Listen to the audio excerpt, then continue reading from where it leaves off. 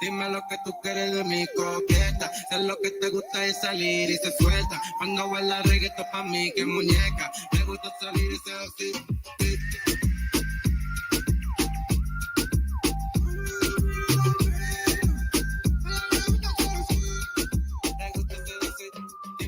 Dime lo que tú quieres de mi coqueta. Sé lo que te gusta es salir y se suelta. Cuando baila reggaetón pa' mí, que muñeca. Me gusta salir y seducir.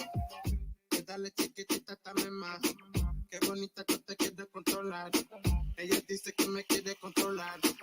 Nosotros los vamos a develar más. Dime cómo tú te quieres venir más. Dime cómo los vamos a conocer más. Dime, no te quiero solo ver, quiero compartirte. Quiero que te vean y te siguen. Soy un mandolero y gusto, o era una coqueta. Dime cómo suena la pobreza. Sé que tú supiste que tú fuiste la coqueta. Tú siempre fuiste la coqueta. Dime lo que tú quieres de mi coqueta. Sé lo que te gusta es salir y se suelta. Cuando baila reggaetón pa' mí, que muñeca. Me gusta salir y seducir.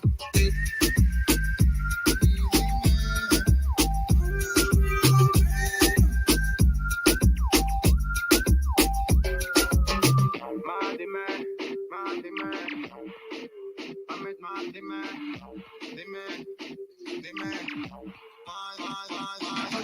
Oye, Manuel, le gusta ver una coqueta. Oye, Manuel, le gusta ver una coqueta. Dime cómo suena la pobreza. Tú siempre fuiste la coqueta. Dime lo que tú quieres de mi coqueta. Sé lo que te gusta es salir y se suelta. Cuando baila reggaetón pa' mí, que muñeca. Le gusta salir y seducir.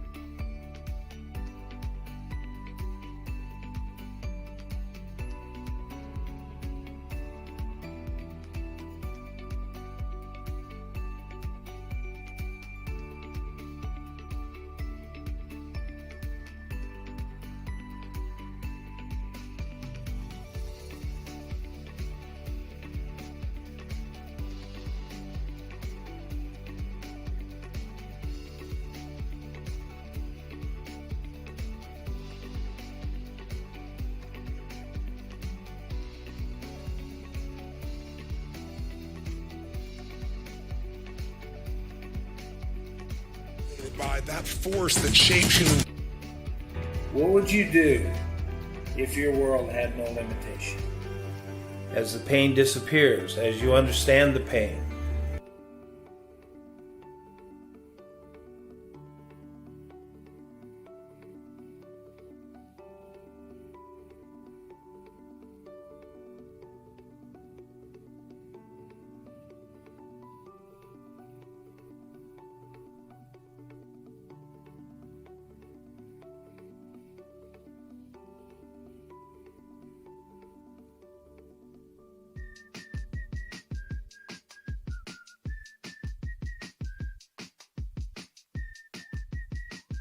That force that shapes human beings. Who am I and what am I here to give? You are a cat.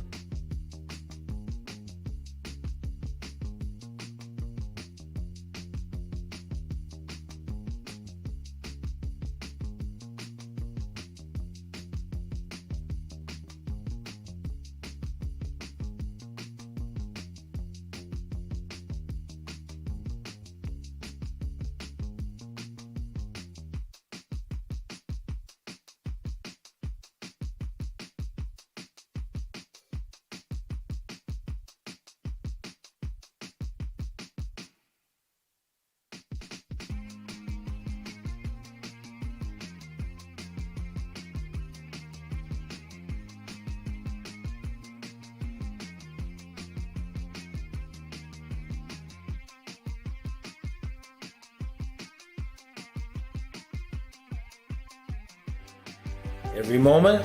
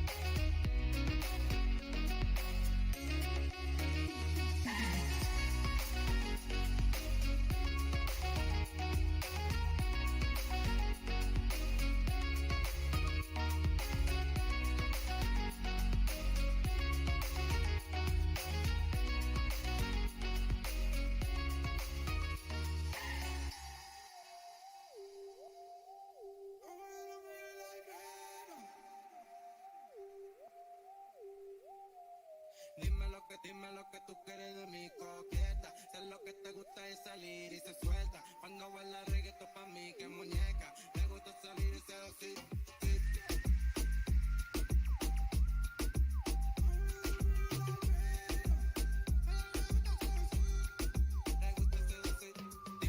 Dime lo que tú quieres de mi coqueta. Sé lo que te gusta es salir y se suelta. Cuando baila reggaetón pa' mí, que muñeca. Me gusta salir y seducir. Y dale chiquitita, dame más. Qué bonita que te quieres controlar.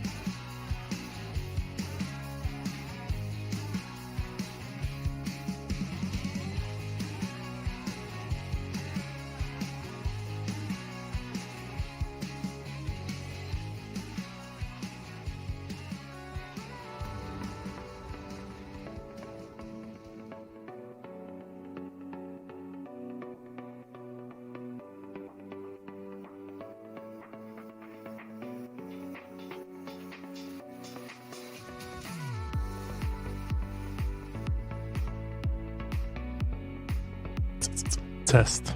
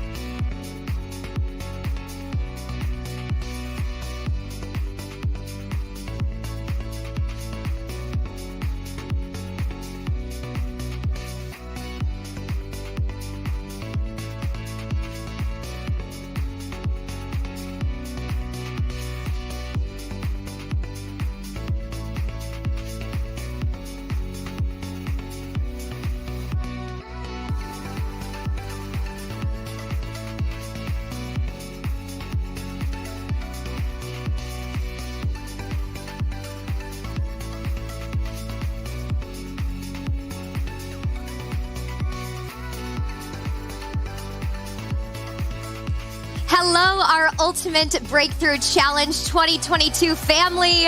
Welcome to your transformation. Give it up for everyone from around the world. Come on. Hey, it's just your life you're creating.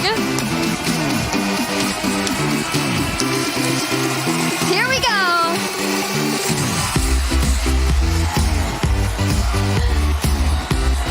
If you're on YouTube, if you're on Zoom, get in that chat box.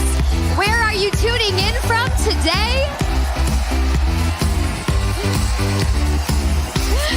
Welcome, welcome, welcome. My friends, we want to welcome you and we want to get right down to business. You've got 5 incredible days of transformation with a very special someone named Tony Robbins.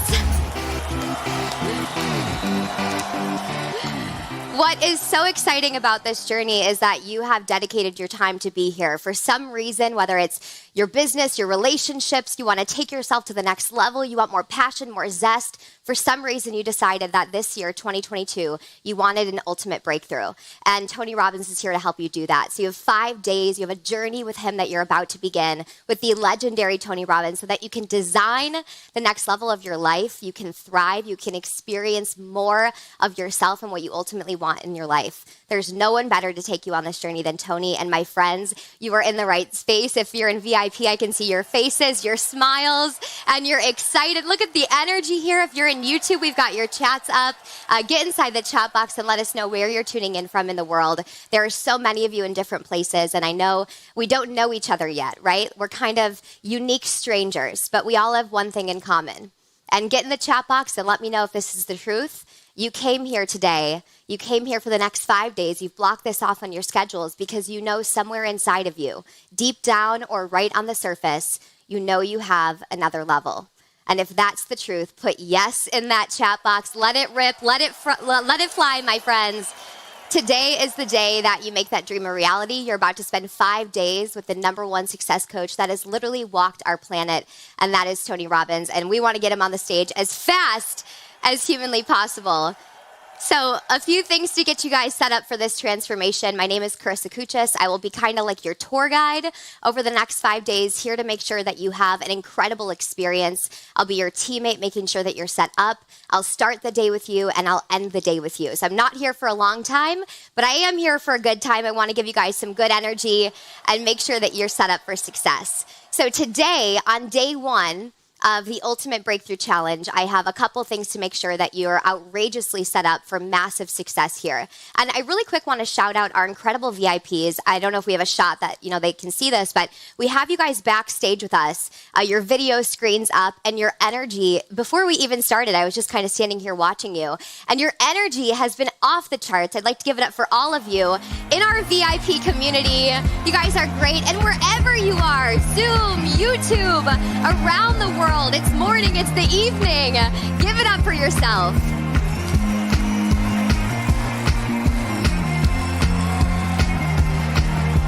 So one quick reminder for our VIPs is that tonight you guys have a private Q&A session with Tony. Just a quick logistic. If you have not yet submitted your questions, you could ask him anything under the sun.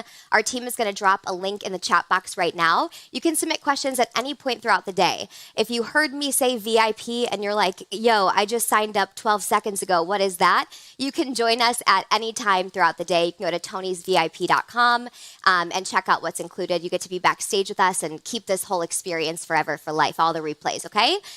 So one quick logistics item before we jump in is that this experience is deeply transformational. It's exciting, it's riveting, and one thing you have to know is that once Tony gets up here, he's going to be training you every day on a few incredible topics. You're going to have some challenges and some assignments every single day to complete, and we're going to be giving away some amazing and epic prizes. Now, if you were with us in our pre-training, some of you won these amazing prizes, but Tony Robbins does not mess around when it comes to adding value. And so the prizes for this challenge, I truly asked the team, I said, can I win these things? They're so good and they're so juicy that to win them, you want to make sure that you show up and play full out with everything that you have inside of you. If that sounds good, give me this double fist bump just like this. Shout yes in your screen. If you're on YouTube, get inside that chat box, put all caps yes in there, and we're going to get started right now. So I've got 5 quick rules of the game, okay? You're about to train with somebody that is a force of nature, which means that you've got to show up prepared to succeed. Number 1, for the next 5 days, dedicate the time. It's your most precious resource, but it's about 90 minutes a day. We are on Tony's standard time, so we'll see how that goes. But give your all to every single minute that you're here. To miss 1 minute is to miss way too much. I think one of the most beautiful things you can do in 2022 is give yourself this gift, this moment, this breath, this pause to fill yourself up and focus on yourself. If that rule of the game, number 1, sounds good, double fist bump just like this and say yes. If you're in YouTube, shout yes. Okay, cool. Next thing is take notes like crazy, okay? You're going to learn some really incredible things over the next 5 days. Things are going to blow your mind. They're going to be distinctions. You're going to have breakthroughs. Take notes as if you're going to teach this to somebody else. It's going to help this information sink into your nervous system at a deeper level. So it's not something that you learn up here and you think, oh, I learned that one time and I never implemented it. These 5 days are about implementation. It's about you really experiencing a deep transformation and saying, holy heck, I'm proud of myself. So one of the ways you do that is take notes. Jot that in the chat box. That's number 2. Magic number 3 is video on. If you are in our Zoom family, our VIP family, this is a video on experience. Therefore, I must remind you, this is a video on experience, okay? Notice what you got going on in your video cameras. Okay, be safe out there. Video on, we're just so excited to have your energy here. And number 4 is play full out. If there's one thing Tony wants you guys to do is he doesn't want you to come here at a 50%. If you called up your significant other and you were like, baby, I love you so much, I'm 50% committed to you, that relationship, it's not going to be too hot, okay? It's not going to be too strong. It's the same thing with your life. I mean, it's just your life that you're building here. So take that 50 to 100. If you're committed to giving everything that you have, because why not put yes in the chat box? Okay, what does that look like? That means going all out in the chat box. When Tony gets up here, he'll be way taller than me, but he's going to be up here talking to you, walking around, training you on concepts that are going to give you transformation. Communicate with him in that chat box. Get inside the Facebook group. We're going to give you challenges and assignments. Connect with people. Play full out. Treat this as if you were at one of Tony's live events, like an Unleash the Power Within, perhaps. 54 hours of deep immersive training. Show up to this like you'd coach yourself at that. If that sounds good, you know the drill. Give me that double fist bump and say yes, my friends. All right, magic number 5, and then we got to get this day started, is rewrite your energy story. I don't know where you are in the world, what your background is. Perhaps you've never trained with Tony Robbins in the past. You belong here. Perhaps this is your first time ever participating in self-development. You feel those nerves in your butt, in your stomach, those butterflies. You belong here. Maybe you're a 10-time alumni of Unleash the Power Within. I know there's a lot of you out there. Give it up for our alumni. You belong here too. And whatever you've done in the past, however you've shown up at these challenges or events in the past, rewrite your story. What's your standard? How are you going to show up here for the next 5 days? Because, right, it's just your life. The past does not have to equal the future. So today, I'm going to ask you to show up in a different way. If you show up for these 5 days like this and you're like, I'm going to put it on and chill and watch it, your retention level is going to be at like a 10%, okay? Like high school, math class, information goes in one ear, out the what? Other, my friends. So I'm going to ask you to show up with new energy. That means your physiology, shoulders back. If you're in our VIP group, let me see it. Big shift in that body. Lift your head up. Ladies, let the girls out to play. Get a little energy inside that body, my friends. Come on. Here we go. It's the Ultimate Breakthrough Challenge of 2022. All right, crank that energy in your seat. Come on.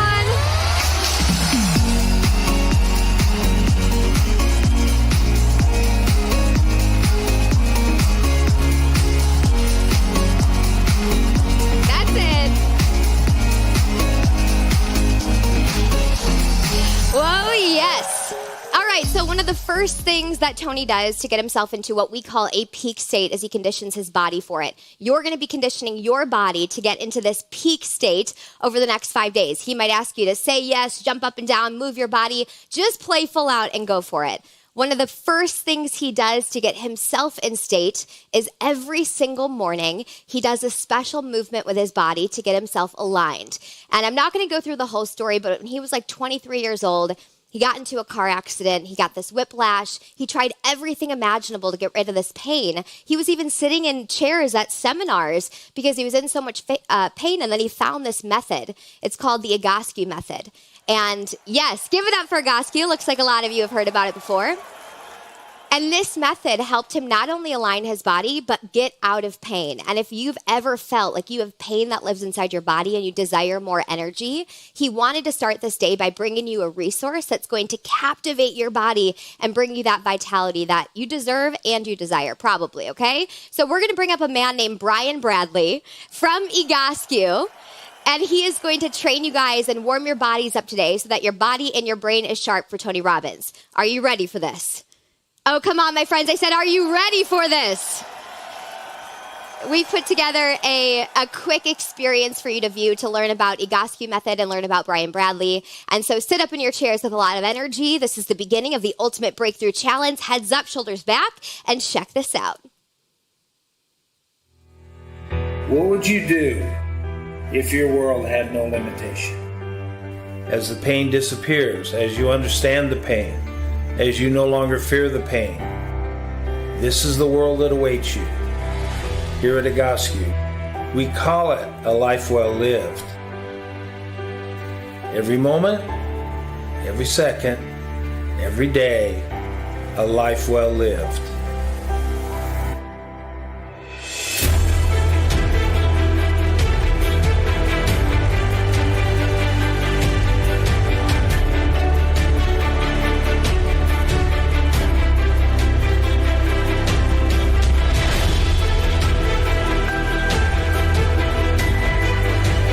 What would you do if your world had no limitation?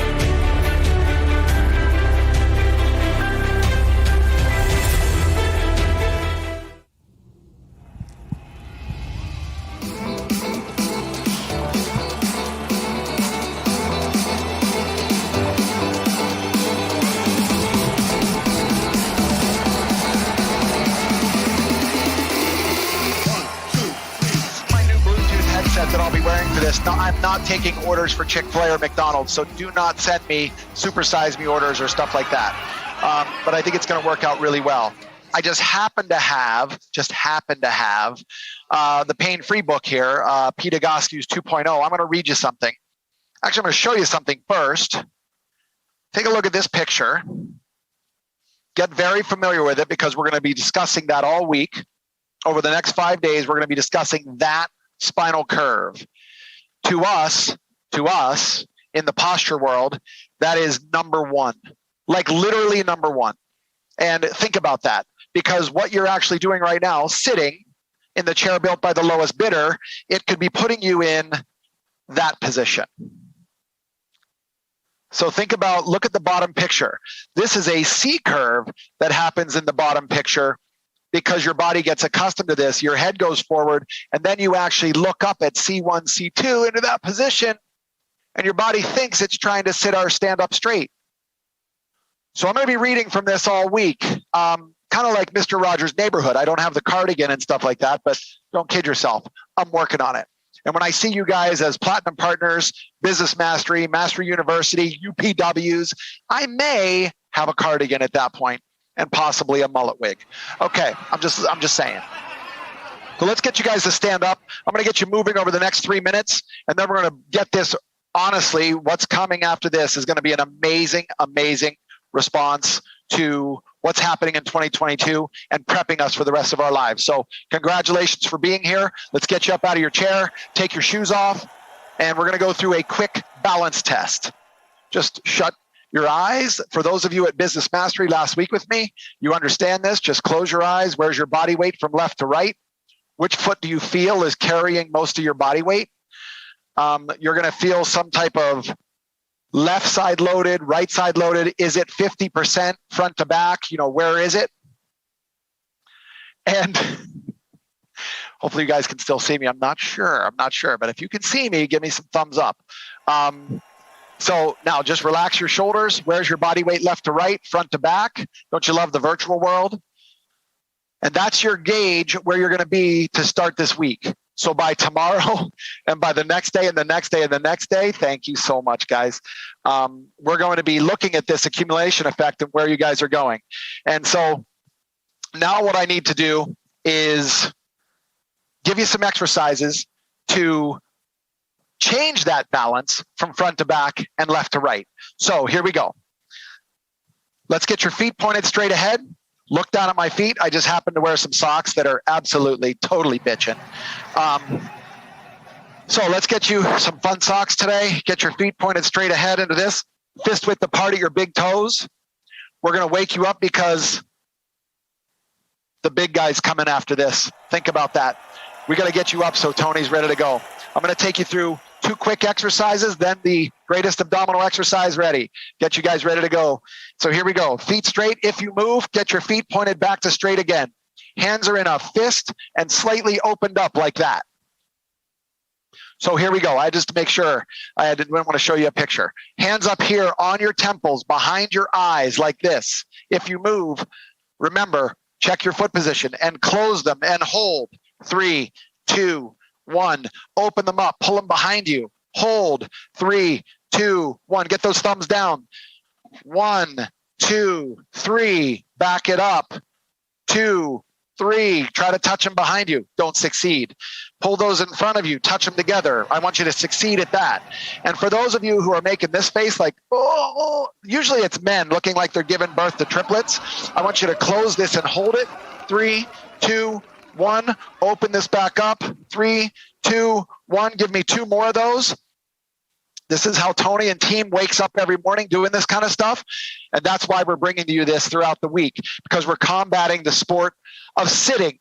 Sitting is not going anywhere. So let's get your spine from here to here and accommodate that natural S curve. Now, having done that, arms out to the side, feet straight, shoulders down, shoulders pinned back. And now circle forward. Here we go. We're only doing 25 of these. Let's go at my pace, just like this. Perfect. Keep circling from the shoulder, shoulders down and back. Now, palms up, circle up and back. And then we're going to be sprinting. We're only going to do like a 20-second sprint per side. And for those of you who don't think you can do it, trust me, you can do this. Because I need this energy back up, because here comes Tony. We're going to kick this whole event into gear. Let's get that back heel up. Get your feet straight, cheek to cheek. Here we go. Ready, set, go as fast as you can. Turn it on. And when you think you're going fast enough, you're not. Give yourself another gear. Give yourself another gear. Come on, Tony can see this. He can hear this. Let's get this up. Big Austin, you're going to wake your butt up every morning. Let's go. Let's go. Let's go. 5, 4, 3, 2, 1. Now switch legs. Let's go. Last 20 seconds. And then this thing is going to pop off today. Here we go. Ready, set, go. And I will explain to you throughout the week why this is the greatest abdominal exercise ever. Give me another gear. Let's go. Another gear. There we go. Yeah! Love the hair too. Well, I love that hair too. Let's go. Let's go. Pump it. Let's go. Your feet are not moving. Your arms are pumping. 5, 4, 3, 2, 1. Let's get day one started. Here we go. All right, my friends. Thank you, Brian Bradley, for warming our bodies up. Keep your energy up, my friends. Stay standing. Who's ready to get this day started? If you are getting that chafuk, say, I'm all in. I'm ready to break through. Let's start this day by meeting the man that made this possible.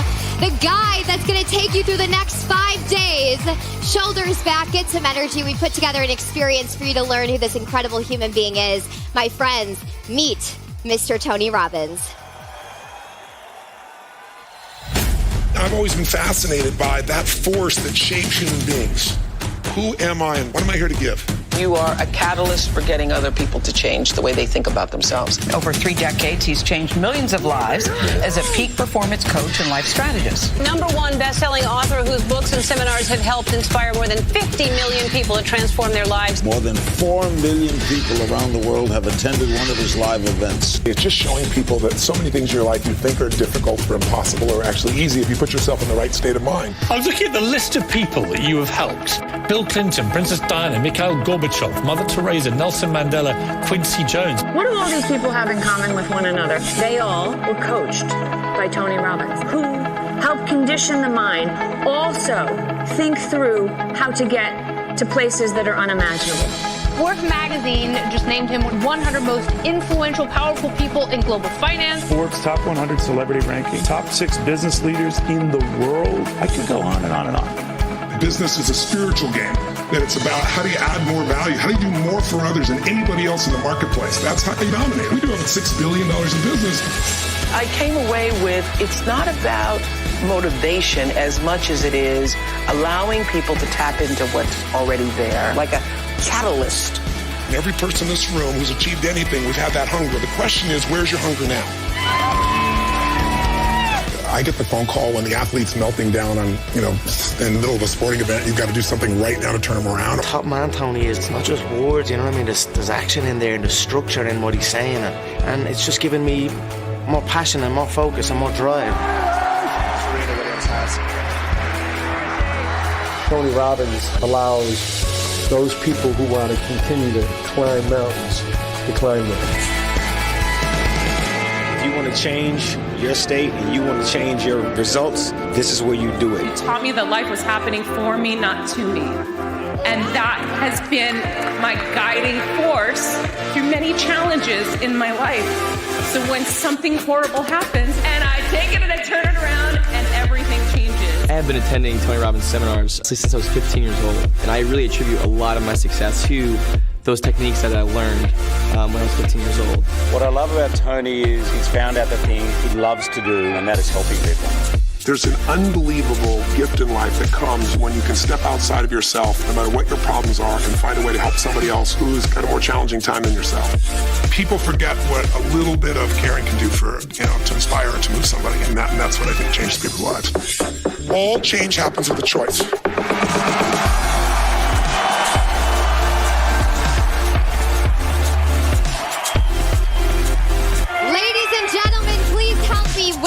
To the basement stage, Mr. Tony Robbins. How y'all doing out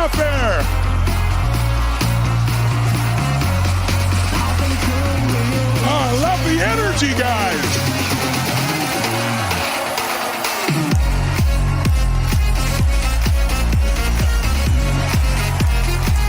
Nice to see you there, Paul Boo. Julie.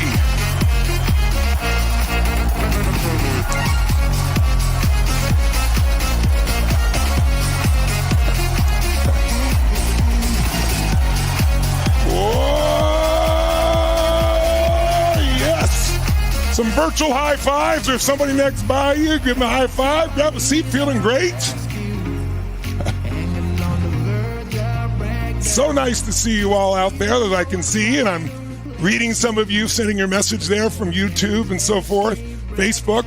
Listen, this is a commitment to you to create a breakthrough, to make sure that you don't have to have 2022, regardless of the external environment, be anything like 2020 or 2021.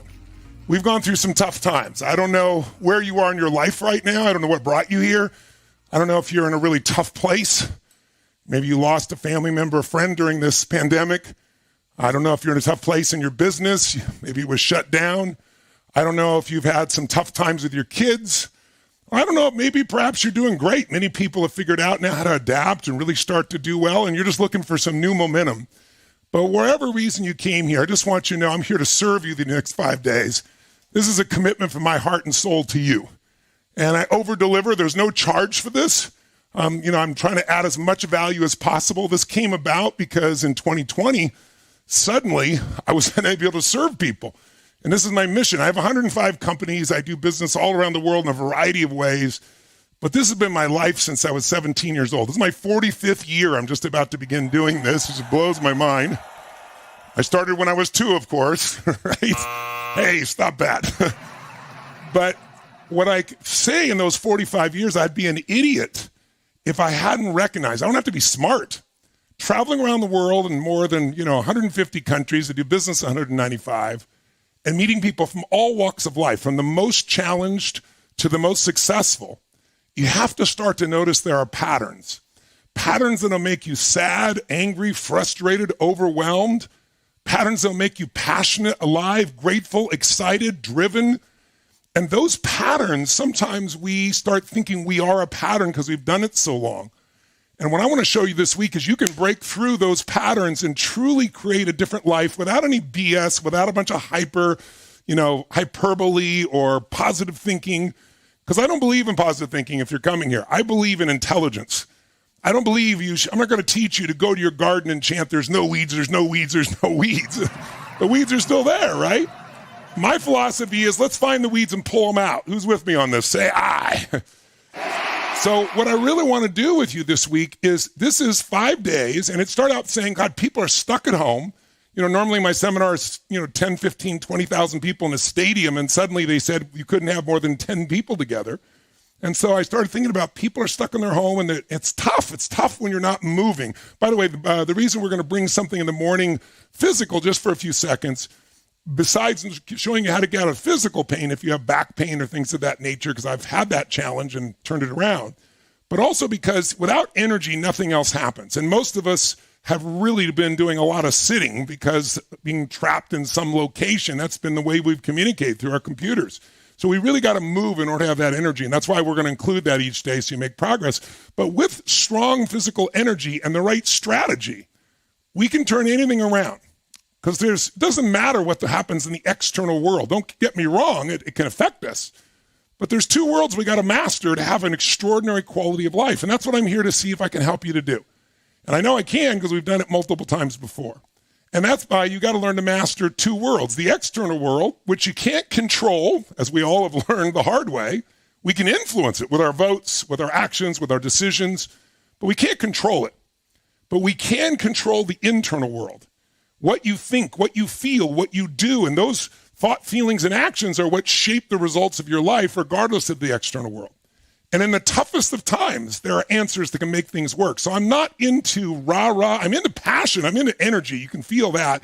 And the reason we're clapping or moving or dancing is not for rah-rah. I don't believe in it because there is a physical science to how your biochemistry changes. Later in the week, I'll share with you. Stanford did a study on my work, And for example, did my 5-day date with Destiny and took people and produced the result. I'll share it with you later in the week, and I'll even give you links if you want to read the science. It'll blow your mind. But the transformations are greater than anything they've ever measured around people that were depressed, for example. We were able to get people to reduce their negative emotions by more than 70%, increase the positive by more than 38%. 11 months later, after one weekend with me, give you an idea, right? So thank you for the cheering, but I'm telling you that because I want you to understand there's a science to what we do. And I've been doing this for 45 years and constantly learning. And so I'm excited about what this will do for you. But you've got to do your part too. You know, part of the problem when it's free, my first time I ever did a seminar, well, let me give you 2 seconds of background in case you'd have never seen me. I don't know if somebody grabbed you and brought you here. Who is this guy? Well, I'll give it a quick little look. I'm here because I grew up in a pretty tough environment. And in that environment, I had 4 different fathers. We were totally broke. We had no money for food. One of the reasons I feed 100 million meals a year now, we're up to 850 million meals. By the way, we're donating 1 million meals in your name here out of this program this week. So while we're changing lives, each other, we're going to help other people too.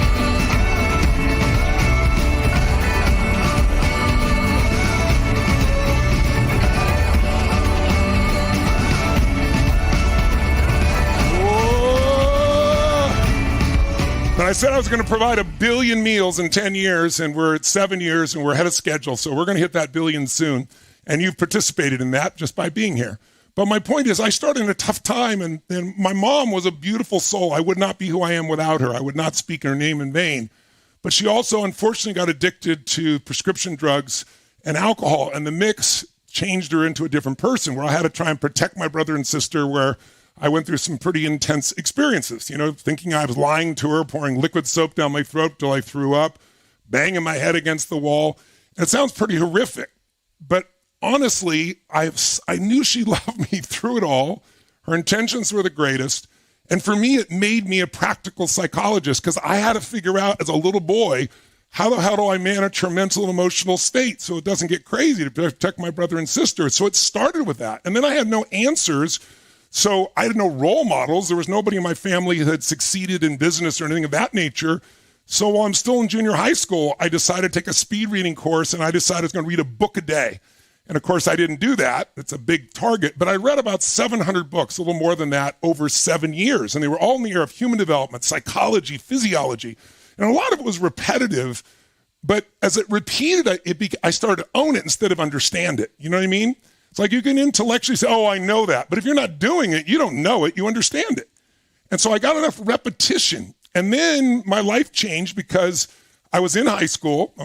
I was a sophomore in high school, and I was trying to support my family, and I worked as a busboy and a bunch of other things and went to school. And on the weekends, I tried to find other work to help stimulate. And my mom had a friend who had done well selling real estate in Orange County, California in the 70s. And he had been completely broke before. And so he used to, revamp a house and then sell it and buy another and revamp it. And he needed somebody to move stuff. And so, I was a pretty tall kid at that stage, just starting to. I was 5'1" the beginning of my sophomore year. I grew 10 inches in a year. And so bottom line is okay, he's a good mover. I was a hard worker. And my dad used to say, this guy used to be such a loser, and now he's so successful. And he goes, I don't know what happened. And so one lunchtime during the time I was working this man, he goes, you're a hard worker, man. I'm going to hire you every time. You're incredible. I said, well, thank you. And I said, but I want to know how you became so successful, because my dad said you used to be such a loser. Only kids can say this stuff, right? I literally said it to him. He said, Dad said, what? And he goes, well, that's probably fair. He said, I had some tough times. I said, well, what changed you? He said, I went to a seminar. I never even heard of such a thing. I said, what's a seminar? He said, well, it's where this man takes all he's learned in his whole life and converts it into a few hours or a few days and teaches you so you don't have to learn by trial and error, and so you can learn quicker and faster and eliminate all the bumps and challenges and succeed quicker. I said, wow, I've never even heard of such a thing. I said, so did you do that? He said, yes, I went to this seminar by this man named Jim Rohn. How many of you have heard of Jim Rohn, by the way? I'm curious out there. If you haven't, he was a beautiful personal development speaker at the time. And I said, well, that seminar changed you that much? He said, yes. I said, could you get me into one? And he said, sure. And then he didn't say anything else. I said, well, will you? And he said, no way. I said, why not? He said, because you got to pay for it. I said, well, I work as a janitor. I make $40 a week at the time. And he goes, well, it's $35 for the seminar. I said, that's a week's pay. And yet he said, okay, well, then just don't go and learn on your own and see how many decades it takes. He said, or pony up. And it was one of the most important decisions of my life. I took a week's pay. I went to the seminar. I sat there, and I'd read so many books that some of the things he said I recognized. I started finishing them. I'm, yelling it out in the seminar to this man. But that day launched a different view in me where I was so excited. I wanted to learn everything I could. And I learned some very simple things that day that were philosophical, but your philosophy of life affects the way you think and feel and live. He wasn't so much a strategist. He was more like a business and personal philosopher. And he used to say, look, Tony, for things to change for you, you've got to change. For things to get better, you got to get better. And so he became that initial teacher, and I eventually went to work for him. And then I just became obsessed with finding answers. And so that path basically grew. At some point, I started doing my own programs, and because I'd learned enough to be able to do some small seminars. And then I learned something called NLP. Some of you may have heard of neuro-linguistic programming, and I got to be one of the best in the world at it. And I was taking people and I was challenging. I'd get on a radio show and challenge a psychiatrist or psychologist and say, give me your worst patient. I'll hand them in 1 hour because I am the one-stop therapist, right? They'd go, you're crazy. And then I would challenge them. I'd do these free guest events. And, I started in Vancouver, Canada. Anybody up there from Vancouver, Canada? I see a few, right? And I did these get on the radio, and, people would challenge me, and I'd say, well, bring me your worst patient. And I remember the first one they ever brought was this woman who had a snake phobia. And in this snake phobia, she found herself in this position where she'd been treated for, I think it was 7 years at the time. And if you don't know phobia, it's an uncontrolled response to something. And the person said, you're a liar, you're a charlatan, you say you can handle people in an hour. It can take years for these types of things.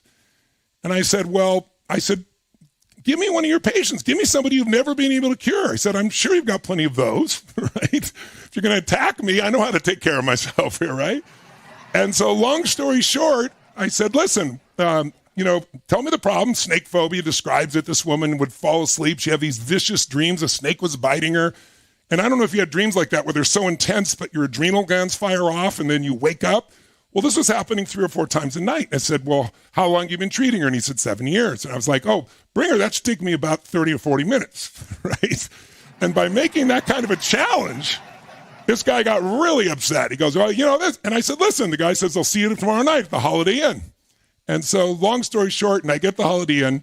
I don't know if you've done this. You ever talk to somebody on the phone, and then I can't help it. I make a picture in my head of what they look like. How many of you do that? If you just talk to somebody on the phone, you kind of get a picture? And so I picture this huge man standing there, this giant person, right, with such intensity. And I'm watching the audience. In those days, I introduced myself. I got a room for about 500 people. And sure enough, it's stuffed with people because everybody wants to see the shootout between me and the psychiatrist. And the bottom line is nobody matches my picture of a giant man with a scared woman on his arm. That's what I was looking for. And so finally, I get up and I introduce myself. I say, I'm Tony Robbins.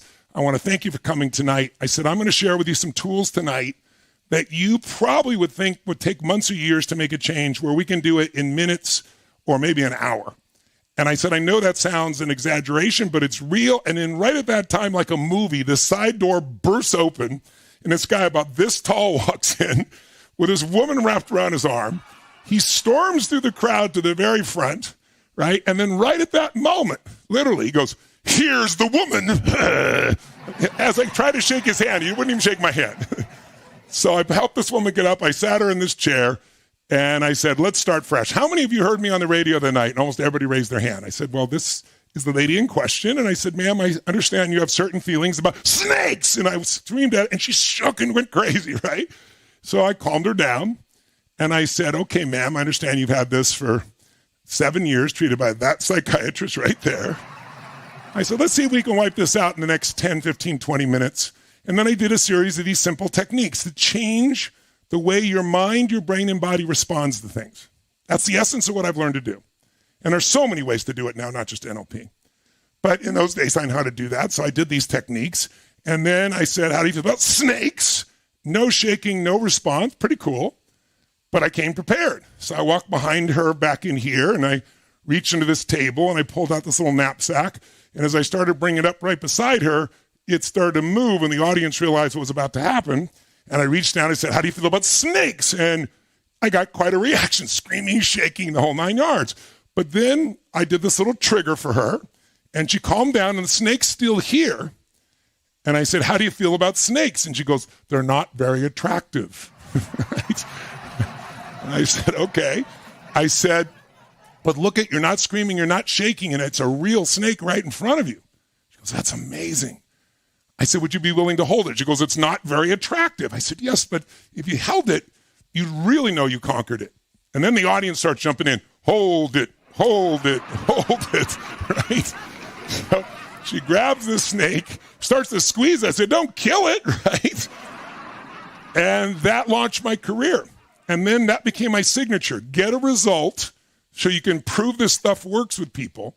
And so I started doing these guest events and I started turning people around with a variety of challenges. Somebody that was addicted to a drug, somebody who was overeating. And so that started to become my signature, and then gradually I started working with sports teams, individuals. I turned around way back in the LA Olympics. That's how old I am, back in the 80s. I turned around, the swimmer wasn't supposed to win. He won the gold medal. And so it just grew from that. Then I was working with Princess Diana, Nelson Mandela, Mother Teresa, and the President of the United States. And so what made that possible that I want to share with you this week is understanding the power of patterns. See, most of what we do is habitual. Somewhere between, depending which research project you read, 45 to about 55% of what we do is habit. And the good thing about a habit is you don't have to think, right? It's like, if you're first trying to drive a stick shift car in the beginning and you're a little kid, I don't know about you, but I was like, I got to do this and this and this and shift and watch the rear view mirror too. Can't do it. But after you do something enough, it becomes automated. Now you can be driving your car and doing 12 other things, hopefully not too many other things, but you can, right? Because it's habit.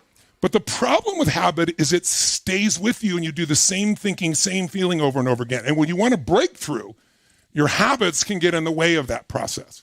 So once I understood these patterns, I realized there are no broken people. They're just people who have certain habits, certain patterns that don't serve them. And this week, in order to have breakthroughs, I'm going to give you tools each day. And my request to you, since there's no charge for this, the payback for you is to do the exercise. And at the end of the day, we'll give you a little assignment.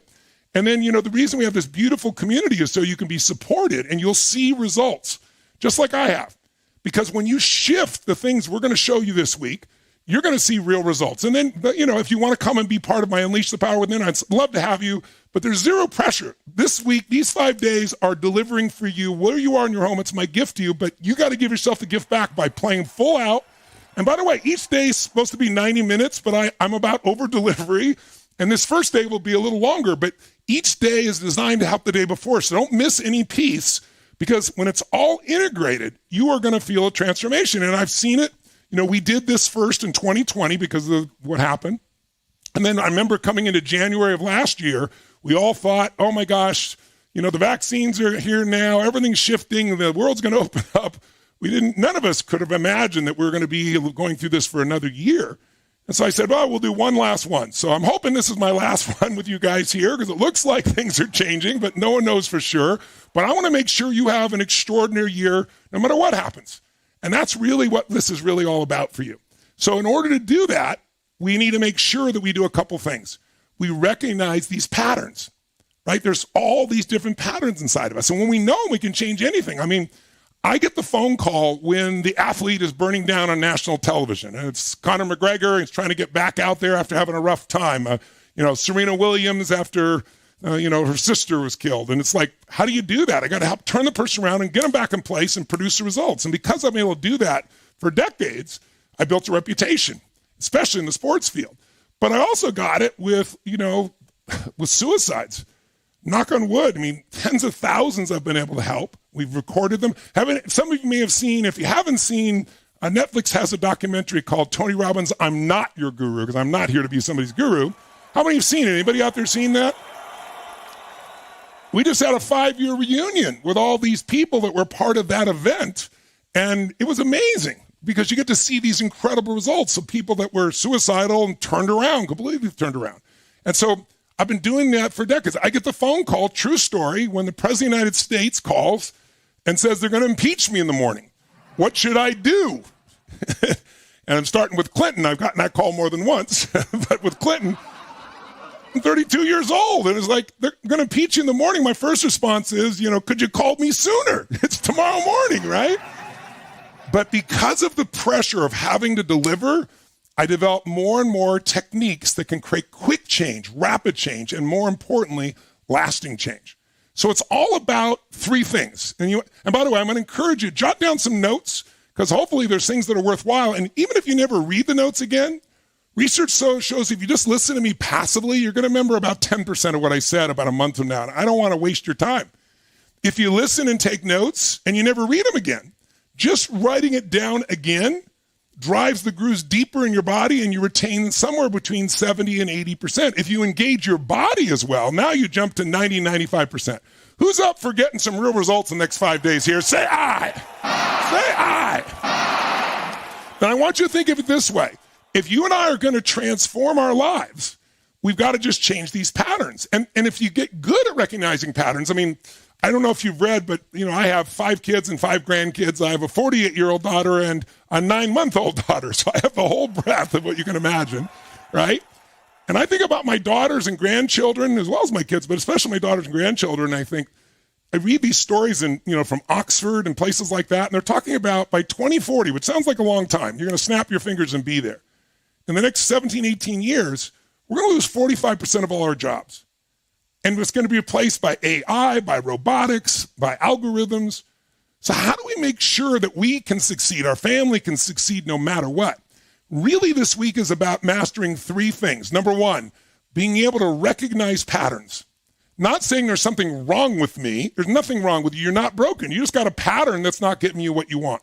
And if you can see the pattern and recognize what's making it not work, you can also find the pattern that does work.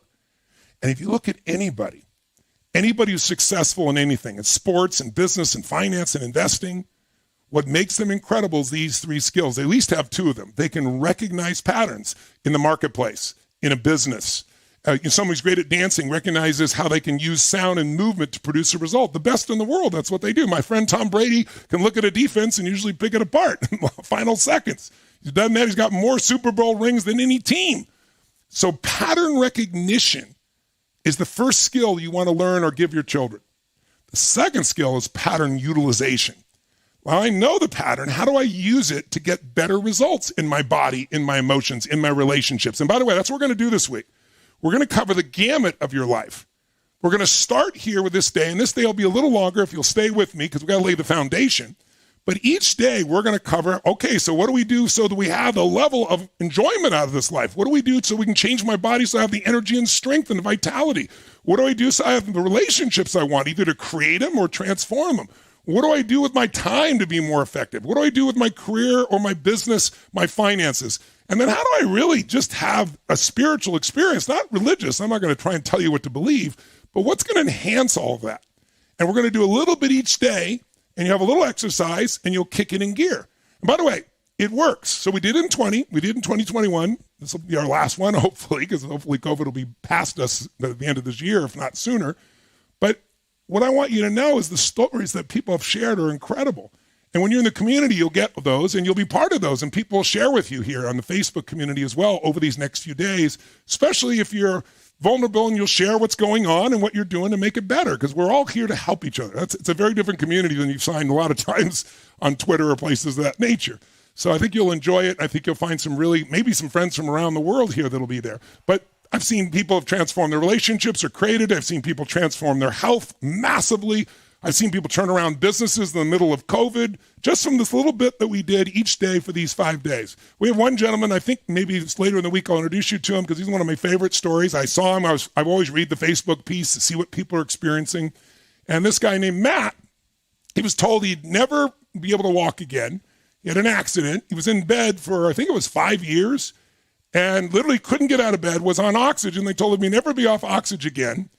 And couldn't get up to go to the restroom even, to give you an idea. Literally in the dark, naked in bed most of the time. And Matt, somebody said, you got to try this challenge thing. It's free. You can do it while you're in bed from your computer with this Tony Robbins guy. And he was a little skeptical, but They got him to do it. And each day he got stronger. And he posted in the Facebook. That's how he found about it. Saw what he was doing. He gained over 700 pounds, to give you an idea. And you're never getting off oxygen. Well, sure enough, each day he improved, and he kept going in the Facebook group. He started doing little weight lifts, small weight lifts in his bed. He eventually got off the oxygen, which they said he'd never do. He eventually stood for the first time and was able to leave the room. He then actually got himself driving again, and then, of course, I saw him and communicated with him as well. And I said, listen, if you get to where you can drive, if you get where you can walk, I said, I'm going to fly you to Unleash the Power Within live with me here in Palm Beach.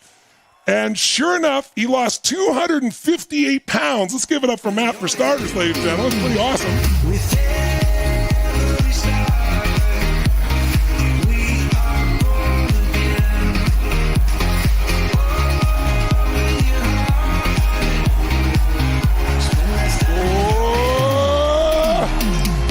And here's the best part. He calls me and said, well, Tony goes, I really appreciate the offer, and I've lost all this weight, and I'm committed. I followed through. And he goes, can I bring my girlfriend? He goes, because I just got engaged. How's that for Matt? Give it up for Matt.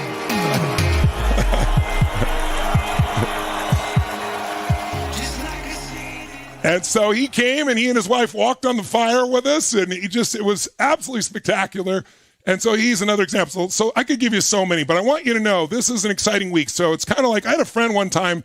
She said she went to the emergency room and no one's paying attention to her. And this nurse walked up to her just the right moment. You know, she freaked out, not know what's going on with her heart. And the nurse said, looked her in the eyes and said, listen, you're in the right place. Don't worry. And I'm here to tell you you're in the right place. Not like every answer is here, but there's some great ones here for you that can really support your life. So, what do we need to do when we've been stuck in winter, meaning stuck even in our homes, pushed back, had the whole world kind of shut down? The problem with that is you start to get into learned helplessness. I don't know, what happened to you when this first started? 10 days to flatten the curve? That was a long time ago. And then further restrictions and further restrictions. And I know we got people from literally 195 countries right now with us. 195 countries. Every country in the world is represented that the UN recognizes. So give it up for everybody. First of all, thank you for coming from around the world.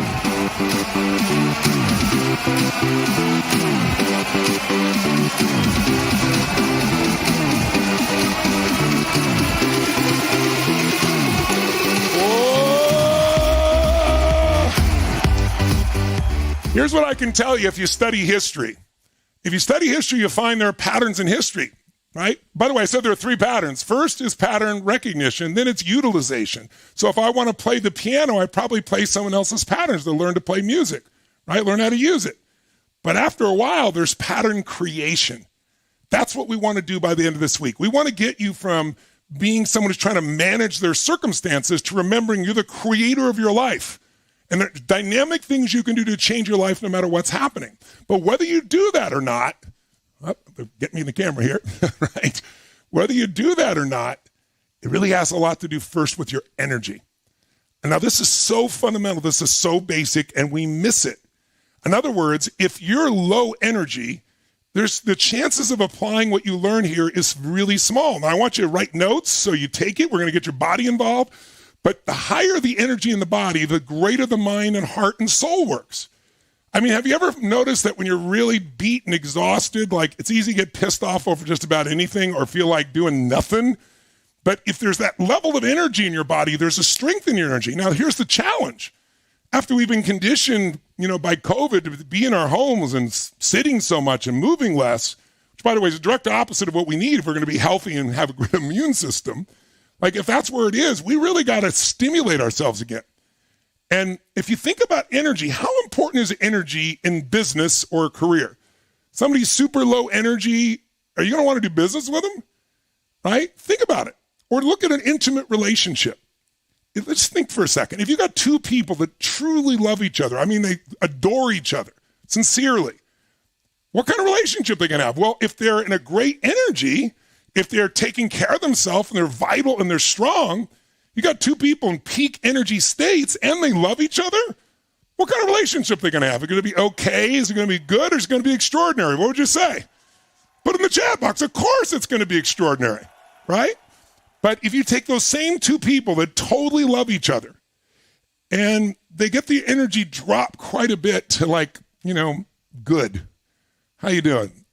Pretty good. Okay. Better than dead.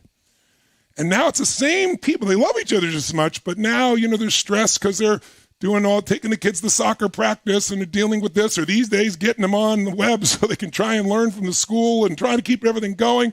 And there's a little bit of burnout. Is it going to be the same level of relationship? You tell me. This is a yes, this is a no. What do you say? Show me. Yes or no? No, it's not going to be, even though they love each other. Because without energy, it doesn't get executed. And what happens if you get these two people that totally love and adore each other and they really let themselves get burnt out? They're frustrated, they're exhausted, they haven't slept well, maybe somebody's been sick, right? All the stresses around them, maybe a cash flow issue in the business because of COVID or changes in their career and they're unworthy. Now they're both in a lousy state, a low energy state. You and I both know in that state, people say and do things that they don't really mean, but your partner won't forget. And the only other one is, what if one's in a high state and one's in a low state? That's a dangerous place too, because you're feeling good, you don't want to be pulled down, and your partner's like, don't you care about me?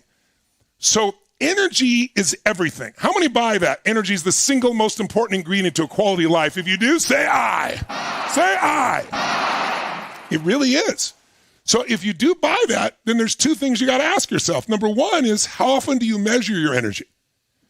When I take over a business, and I have 105 companies now, it's unbelievable. We do $7 billion in business. I started with absolutely nothing, but I have such great people. I've learned so many great tools. And later in the week, I'm going to show you what to do for your career or your business and finances in some really cool ways. Some of the best things I've learned, quick things that can shift it all.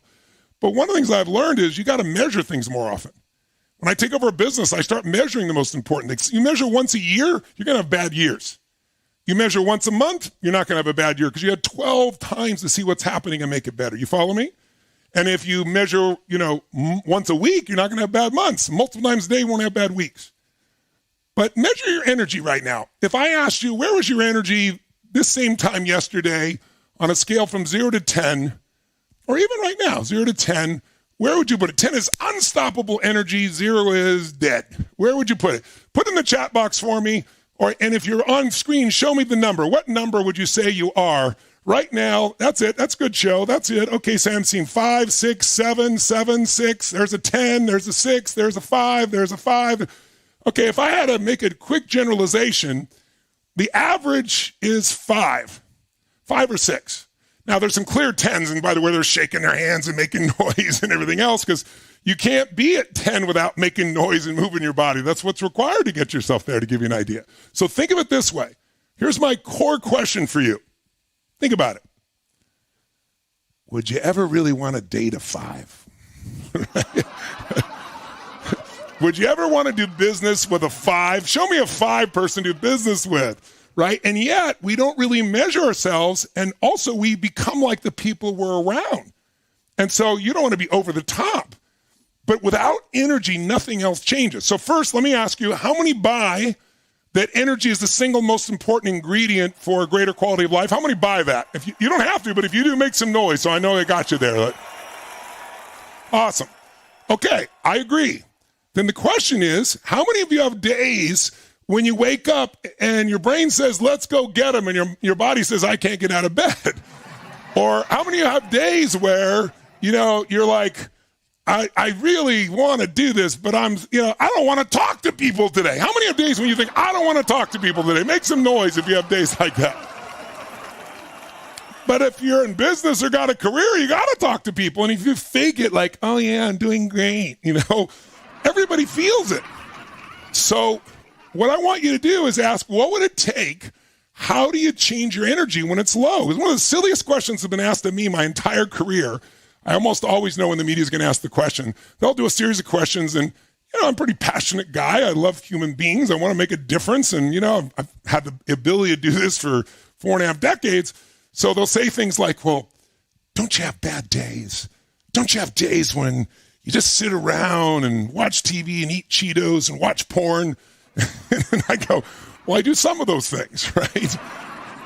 But the point is, it's not that I don't really have bad days, and I'm not exaggerating. It's not because I'm so superhuman. It's like building a muscle. If you're an athlete, you build a muscle, and you're strong. And once you're strong, you can use it. Doesn't mean I don't have off moments, but I don't stay there only because I've trained my nervous system to be in a peak state. So when I'm exhausted, and I've got plenty of those times, trust me, I don't know what country I'm in, what city am I in, what's going on here, but I got to get up and deliver. How do you do that? You got to know where energy comes from. So put in the chat box so I can see, where do you think energy comes from? Let me see what you think is. Where does energy come from? Okay, food, sleep, movement, food. Okay, let's start with food. Okay, it's not food. Don't get me wrong. Food is a source of energy. It is not the source of energy. I'll prove it to you. How many of you can remember your last Thanksgiving or big holiday meal? Because I know we have people from all over the world. Who can remember the last big holiday meal you had not long ago, right? And when you have that big holiday meal, how do you eat during that Thanksgiving or Christmas? What do? You go, I'm going to give thanks, so I'm going to take care of my body, have lots of broccoli. No, right? How much do we eat? We eat until we can't move, right? And at the end, you go, oh, I'm totally stuffed. I'll never eat again. And somebody goes, pumpkin pie? And you go, okay, right? So I want you to realize that, think about it. When you had that Thanksgiving dinner, do you feel like going on a run afterwards or lying down in front of the boob tube, right? Take a little nap. Because, food, digesting food the way most people eat, takes away a lot of energy for them. That's why, who's ever been on a fast for multiple days, 3, 4, 5 days? The first day can feel a little tough, maybe even a day and a half or 2 days, but by the time you get to the third day, if you really do it, or fourth, everybody show me who's done it. Does your energy go up or down? Which one does it do on a fast when you're 3 or 4 days? Yeah, it goes through the roof and you've had no food. And when you have that big meal, you're ready to sit down and take a little nap. So food is not the source of energy. So if you haven't any, don't worry about it, right? We'll get you straightened out, but you can do it afterwards. What someone else says sleep. Okay, how many have ever slept 8 hours and you were still exhausted? Make some noise if you've done this before, ladies and gentlemen. It's not sleep. Energy is physical. It's a habit. And what happens is most of us don't have the habit. So before we do anything else, let's do something really simple for your energy. Would you mind standing up just for a second? Wherever you are in the world, shake your body out. Stand up just for a second. Just wake it up. Just wake your body up a little bit. Stand up. And here's what I want you to do. Shake your body out a little bit. Just shake it out. And here's what we're going to do. We're going to play a simple game. If there's somebody in the room with you, you can point at someone in the room. If not, pick somebody on the screen, whether they see or not. You're going to point at them and go, I own you. Go ahead, try it again. I own you. No, I own you. No, I own you. Now, do we have any competitive people in the house? Any competitive people out there? Okay, good. The word competition comes from Latin. It means to conspire together. What that means is if I'm going to play basketball with you, I'm going to compete. I'm going to push you hard so you get better. And I want you to push me hard so we conspire and I get better. We both get better by competing. So we're going to compete for energy. So all you're going to do is this.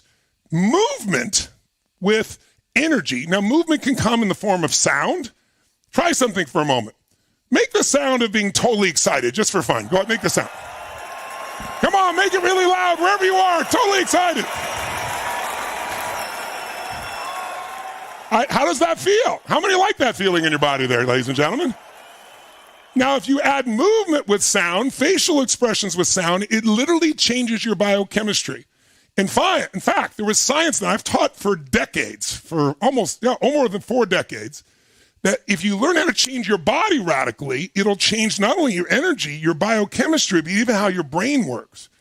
And so I've worked with the greatest athletes, politicians, billionaire businessmen, guys in prison, just showing them how to change their mental, emotional state, because when you're in a peak state, anything's possible. When you're in a, oh man, what the hell state, nothing is possible, right?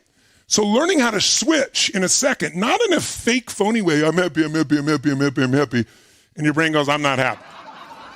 But if you change your body and your mind together, you can make it happen.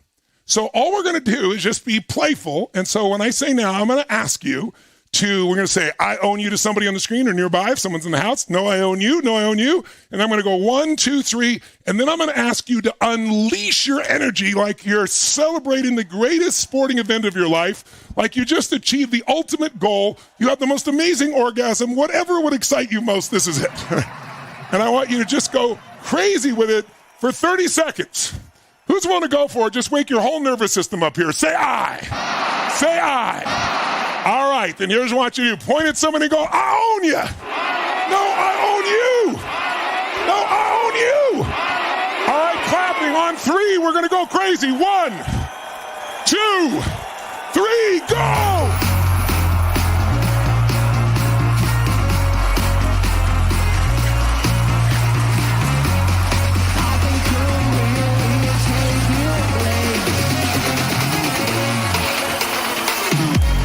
Some noise while you do it.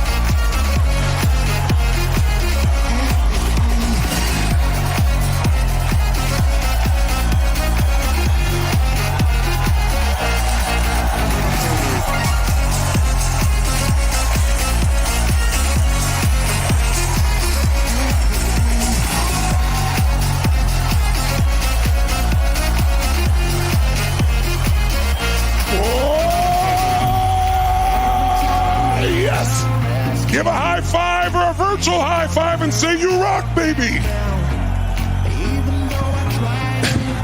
Grab a seat. Take a little sip of water if you got it so you stay hydrated. A little sip of water if you have it nearby. Nice. Big sip. And then, in your chair, create more energy than when you're standing. Wake it up.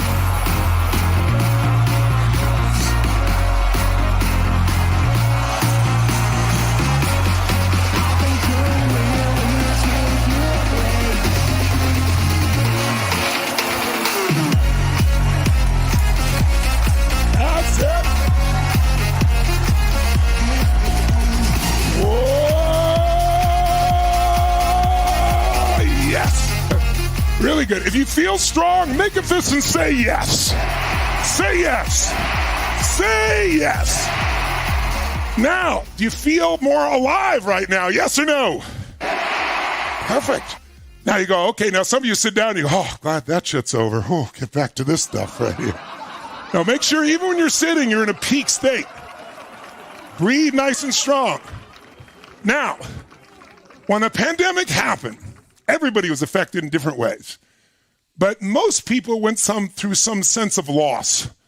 Loss of freedom, loss of friends, maybe loss of company, loss of whatever.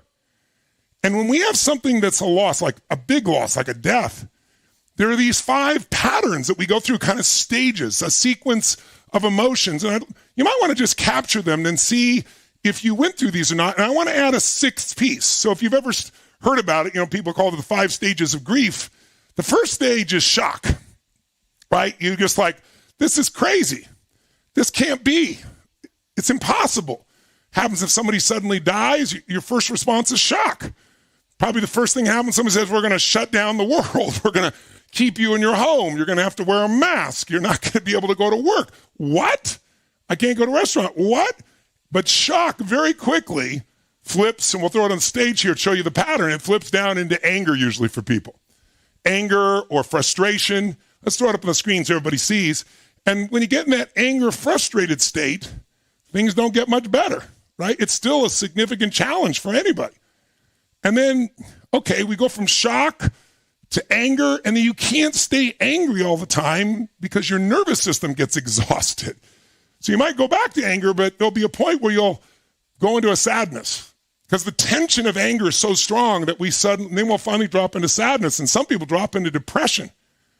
How many felt angry, shocked, angry, and then sad at some point during this time here of COVID here? Let me make some noise if you can identify with this. And then what happens is bargaining. Okay, God, like people that aren't religious suddenly go like, when it's really bad, okay, God, if you'll just do this for me, I'll do that. Or like bargaining in their head. Okay, if this happens, I can still do that. There's this bargaining stage. But eventually Eventually, some people take years to do it. Some people take months. Some people take weeks. Some take a couple days. Some take hours. Eventually, there's acceptance. And if you're like me and you consider yourself an achiever, most achievers are not into acceptance. They're into breaking through, finding the way, making it happen. But what I learned over the years is kind of like the serenity prayer. It's like, grant me that ability to change the things I can't change and, be aware of and be able to accept the things I can't and to know the difference so I can have a better life. And so there's a point of acceptance, not meaning you accept this is how it's going to be forever. But instead of being angry about how it is, okay, this is just how it is. This is it. Better or worse, this is it for right now. So I got to deal with it. And what a lot of people do is they end with acceptance and their life just doesn't get better. I think there's a sixth stage, and that's what we're here to do this week, creation. Once you accept what happened, it's time to create life anew. Who's here to create a brand new year, take your life to the next level, make this thing happen, right? Then in order to get to creation, in order to get that, you got to have a breakthrough. And that's what this week's about. It's not just about information. Information's useful if you use it, but a breakthrough is something different. And I'd like, if you would for a moment, type in the chat, what do you think a breakthrough is? How would you define a breakthrough? So I can see what you guys are thinking here. Put it down if you would. What's a breakthrough? Somebody said, Luke Jaster says it's a change, right? And Samantha says it's an energy shift. It's a transformation. It's freedom. It's a change of way of thinking. It's movement. It's a new purpose. It's a change in your pattern. It's reinventing yourself. It's a brand new awareness. It's a new belief. It's letting go. It's a higher purpose. Okay, everything, it's a milestone. Every answer you've said is a great one. There's no wrong answers there. But I'll give you my definition of a breakthrough because it's really precise. And I really want this week for you to experience multiple breakthroughs. By the way, men are capable of multiple breakthroughs, ladies and gentlemen. I want you ladies to know that as well. It's not only women who can have multiple breakthroughs, right? So a breakthrough to me, if you want to jot it down, is a moment in time. There's a moment when you have a breakthrough. It's a moment in time, and I know you've experienced it before. Maybe you were dealing with something you were trying to change, stop smoking, drinking, or being so angry, or you're in a have any of you been in a relationship way too long? Who's been in a relationship way too long out there? Make some noise, you've done it. Like, you knew it wasn't right. You knew it's not right for them. It's not right for you. But, changing it is like, what's worse to be alone, right? But then there's that moment of breakthrough. It usually comes often with pain where it's like, it'll be better in the future. That's why you stay. Or it was better in the past. But there's a day when your brain goes, it was bad in the past. It's bad in the present. It's going to be worse in the future. I'm changing this now. Who's ever gotten to a breakthrough where something you weren't changing, you said you're going to change, but you didn't? And then one day you hit a threshold and you said, that's enough, not another day, not another hour, and you changed something and never went back to that. Who's done this before? Make some noise if you've had a breakthrough. So that was a moment in time when suddenly it became a must to change, not a should. When we should change things, if it's easy, we change, but if not, we just should all over ourselves. I should all over myself, right? I should lose some weight. I should spend more time with my kids. I should make more calls in my business. I should, but we don't change. But when you have that moment, that breakthrough moment, suddenly what was impossible is going to happen. Suddenly your brain says, not another day, not an hour. Suddenly your day says, this is changing now. Now, I'd be willing to bet you've done this more than once in your life. How many of you could think of one? I'd like you, if you would, here's what I'm going to ask you to do. Rather than tell you how to have a breakthrough, which I can show you because I spent my whole life studying how people break through, how they go from it's impossible to actually doing it, how they go from 700 pounds to losing 258 pounds, how they go from totally broke to financially free, how they go from all the good ones are gone to finding their ultimate mate. This is my work. So I've seen it over and over again, and I've studied it. And one of the things I want you to know we're going to do this week is I'm a big believer that complexity is the enemy of execution. I'm going to say that again. Complexity is the enemy of execution. When you make things so complex, people don't follow through. And I think early in my career, to try to convince myself how smart I was, I want to know everything about everything. And I mean, it's so complex. I look smart. I convinced myself I was smart. Maybe I was trying to convince other people back then. I don't know. But it was stupid. because people don't use it. So I'm going to work hard to make it simple, but also work hard to give you your own experiences as well, so you'll know. So this is what I want you to do. I'm going to throw up on a screen for you here. I want you to think of a breakthrough you've had in your life. Where's an area where you struggled to change, didn't change, maybe you got mad at yourself or frustrated, but finally one day you just changed it all. You had a breakthrough. And I want to know 3 things. Jot down what was the situation that you struggled with. And then number 2, because I want you to share it, if you would, in a few moments. And then if you're willing to. And number 2, what pushed you over at the edge in that moment? Like you could say, well, I've been smoking my whole life and I said I was going to stop and blah, blah, blah. But something made you stop that moment. Or you've been in the relationship forever and you knew it should change. And then finally there's a moment where it's like, that's it. What happened in that moment that made you go about making a change for real? Was it an emotion? Did you get pissed off? Or did you get inspired by somebody? You saw something's possible and got excited and that kicked you into gear? Like, did you start to see that if this doesn't change, my whole life's not going to be where I want, and you finally told yourself the truth and so you pushed through? Or was it a change like in your beliefs? What made it? So I'd like to know 2 things. I want to know what was the situation you struggled with for a breakthrough? Where'd you create a breakthrough? 2, what made it possible? What triggered you to change that day? What was the emotion? What was the push? What was it that made that moment? Because you talked about it a lot, right? Because if we study how you've had a breakthrough in the past, we can use that same formula to help you create new breakthroughs in your body or your emotions or your finances, your business or relationships or wherever. So first, what triggered you to finally attack it for good?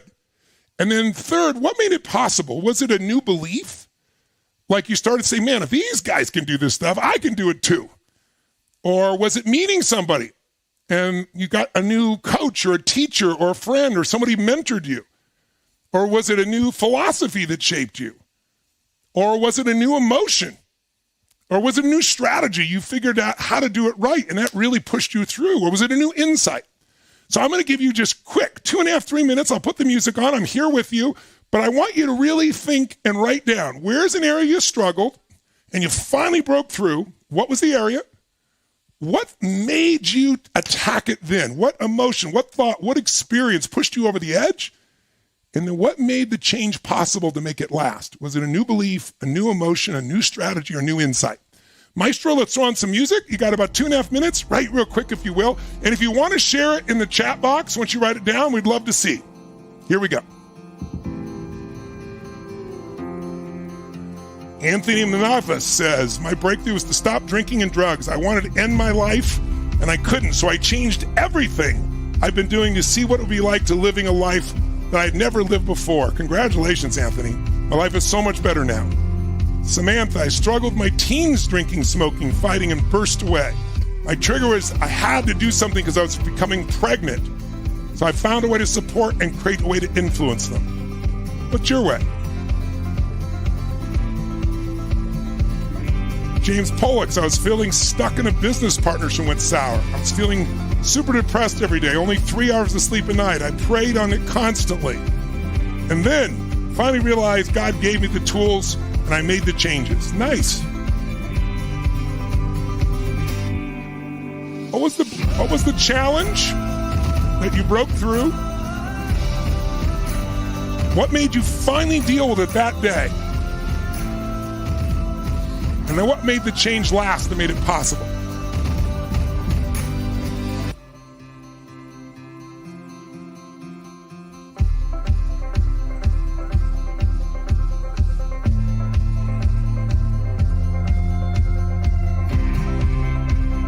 What was the moment that changed it all?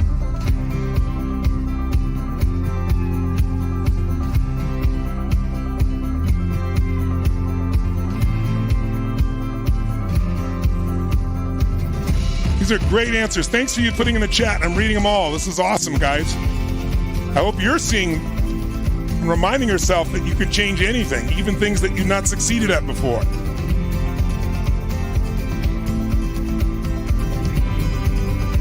Thank you, Jody Davis. My daughter was born, and that gave me the impetus to change it all. That's gorgeous, Marcus.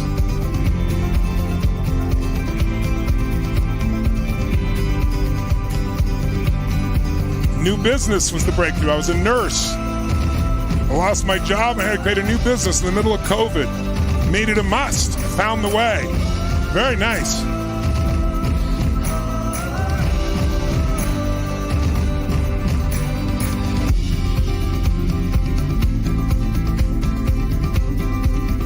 Very nice. After leaving the hospital, built a business making $4,000 a month working from home. Nice job.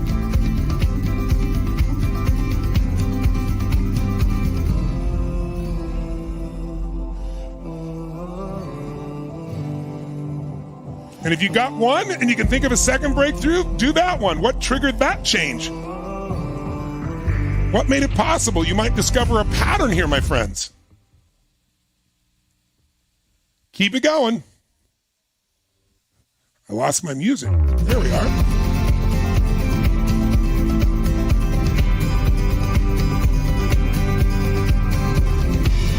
Domestic violence was destroying me. I had to protect my kids. My faith stopped me. I got the courage to finally leave, and now life is so much better. Congratulations.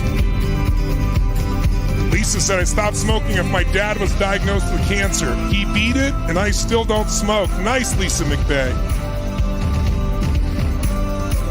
Responsible investing in a multi-million-dollar business, shut it down, and then 1 year later realized I was powerless. Live with my best friend. God have more money in my name than I ever had in my life. I found a new way.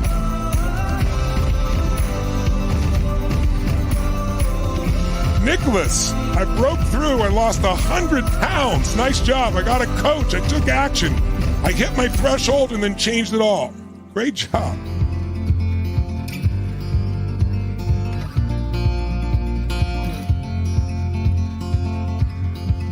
Such great examples. Give you about another minute. And after you've shared your examples, you might want to read some others. You might be inspired to see what's possible. Really cool, guys. Whatever comes, we will be just fine. If I am yours and you are mine. Can I call on someone if I want to? Randomly? To another galaxy. Hold me close, I want to feel your love. Together we are free. Just be with me. Just be with me. 20 seconds left. Be with me.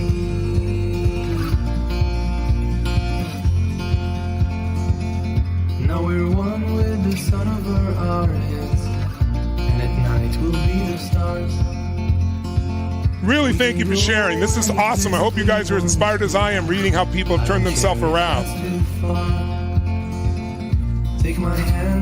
I was over 300 pounds, Kristen says. In high school, wanted to be a lifeguard to help others. I was too unfit to pass the water test. In that moment, I knew I had to change it all for the better. Congratulations, Kristen.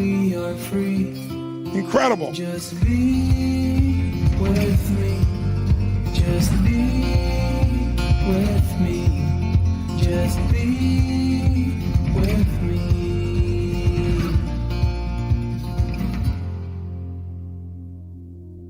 All right. How many of you had a breakthrough you remembered and figured out what triggered you and what kept you going? Make some noise if you got it out there, ladies and gentlemen. Show me the energy of a breakthrough, ladies and gentlemen.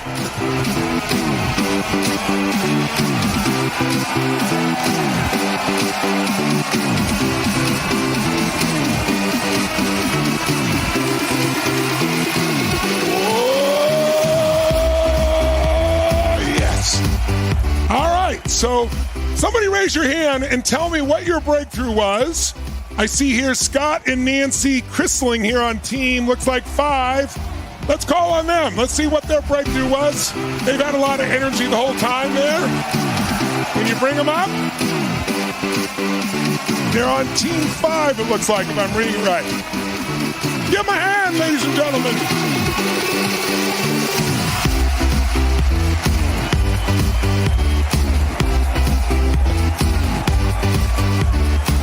Here we go.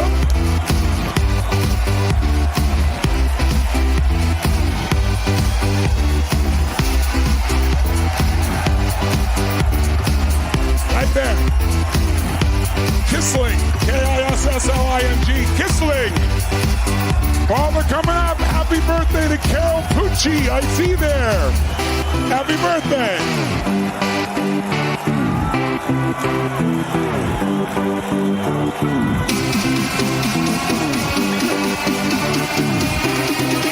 You got him?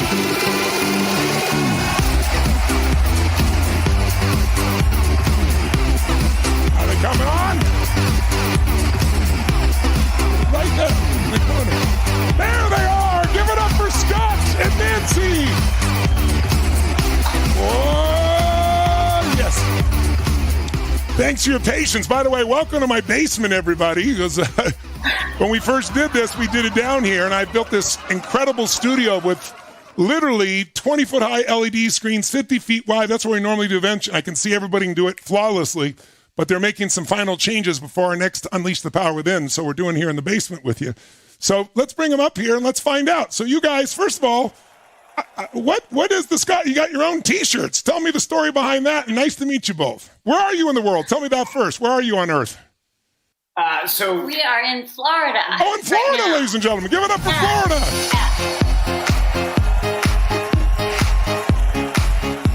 What's the story behind your shirts? So this is our business, Scott and Nancy. Oh, that's your business. It's our coaching business, yeah. Oh, so we go by our name. Great. Yeah. Okay, great. So we're dorks, and we like to shout our name out. I like it. Good marketing. Well, tell me, you guys had a lot of energy. What's a breakthrough? Either one of you, tell me, what was a breakthrough you really struggled with, didn't do it, and then one day you finally did, and then tell me what pushed you over the edge to finally deal with it, and then what made the change possible, what made it last? So, thank you for having us again. Sure. Love to have you. We met last year on New World, New You. Yeah. So incredibly happy to be here. Oh, that's great. I didn't know that. That's great. One of the breakthroughs that I've had in my life was getting over suicide and the want to commit suicide. Wow, that's huge. You said what was the edge there, and it's funny that you said that. I was standing on top of an 8-story parking garage. Wow. About to step off the edge. And what was you? And by the way, in order to do that, just for everybody to know, anytime someone's, because I've dealt with this for thousands and tens of thousands of people over the decades, when someone wants to kill themselves, there's only one core belief. They believe at some level dying would be less painful than living. So somehow you got to that point. What broke the pattern? What made you finally change that? Honestly, an angel. I truly had the belief that I wasn't loved. I didn't belong here. I would never have love. And I looked down at this black and white world that I lived in, about to step off this building. And this woman looked up at me in a red dress, and she caught my eye, and she was crying, staring at me on top of this building. Wow. And I thought, oh my God, somebody actually cares. And it was a stranger, right? Somebody that I have still to this day have no idea who she is. Wow. But she saved my life. Wow. And from that moment, I truly put everything that you've ever taught me into effect. Wow. Give him a hand for that. That's incredible.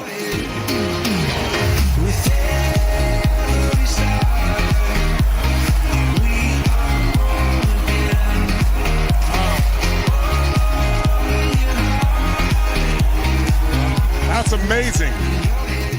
You literally were pushed to the edge, so to speak, and now the woman in red is beside you. So, and you got the love of your life, it looks like. So, congratulations. Give them both a giant hand. Thank you very much. Give them a big hand.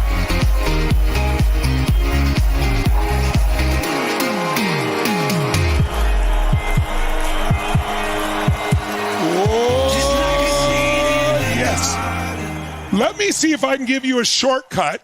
And then as I give you the shortcut, now that you have an experience you've written down, you can see whether it's true or not. Because over the decades, I've met so many people and studied what broke them through. They didn't change. They didn't change for a decade, and then one day they changed. How many of you, the trigger for change was enough pain? that you got to the point where it's like, I can't take this another day, another hour. Make some noise if pain was the trigger that made you finally change. You hit a threshold of pain.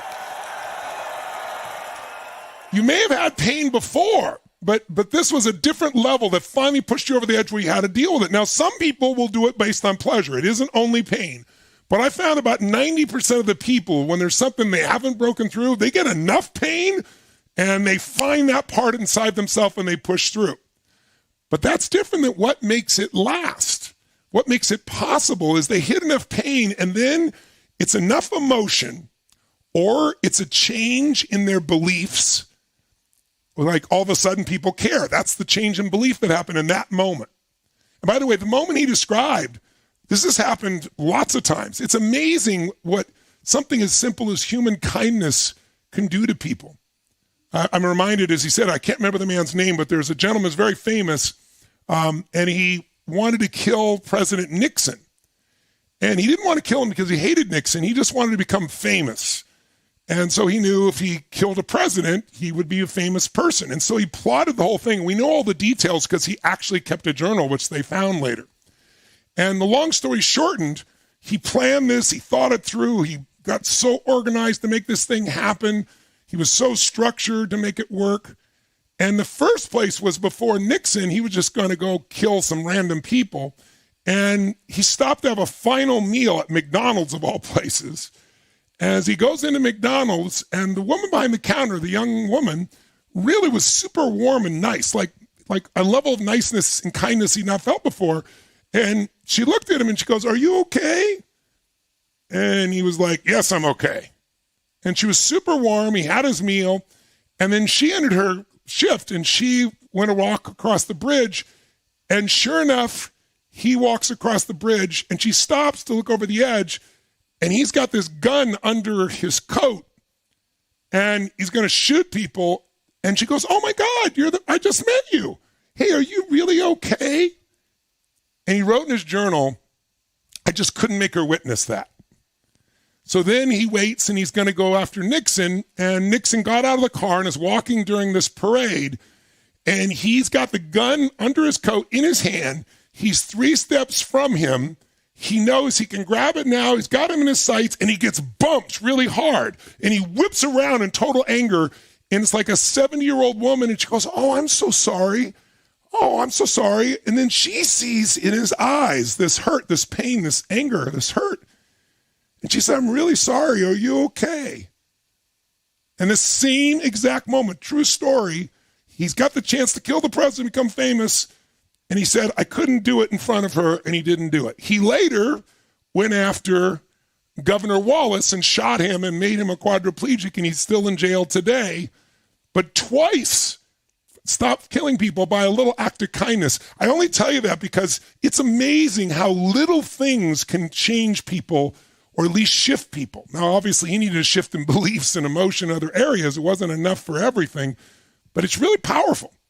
So here's what I want you to understand. I'm going to give you a shortcut, and you tell me if it's true, but I want to give it in reverse. There's 3 S's that create a breakthrough. If you understand this, you could say, "I want to change my body," and you'll know exactly where to start and what to do. "I want to change my finances," this is where you go. "I want to change my relationship," this is where you go. "I want to have an impact on my kids," this is where you go.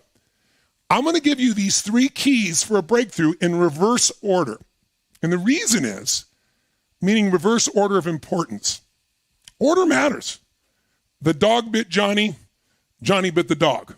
It's the exact same ingredients.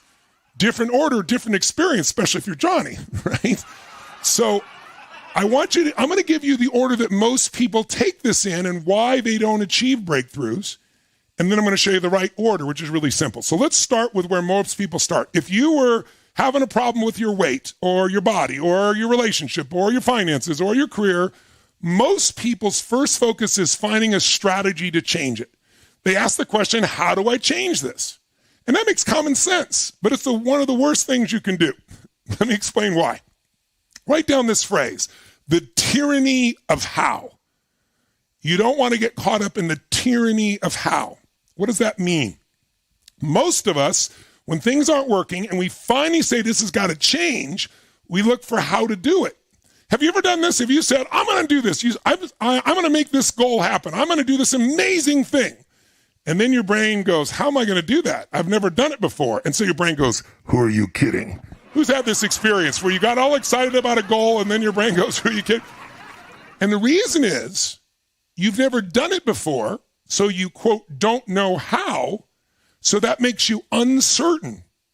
Now, when someone's in an uncertain state, imagine if you took the greatest athletes in the world, a great quarterback like Tom Brady or, LeBron James or whoever, and you made them play with uncertainty. They're not going to execute.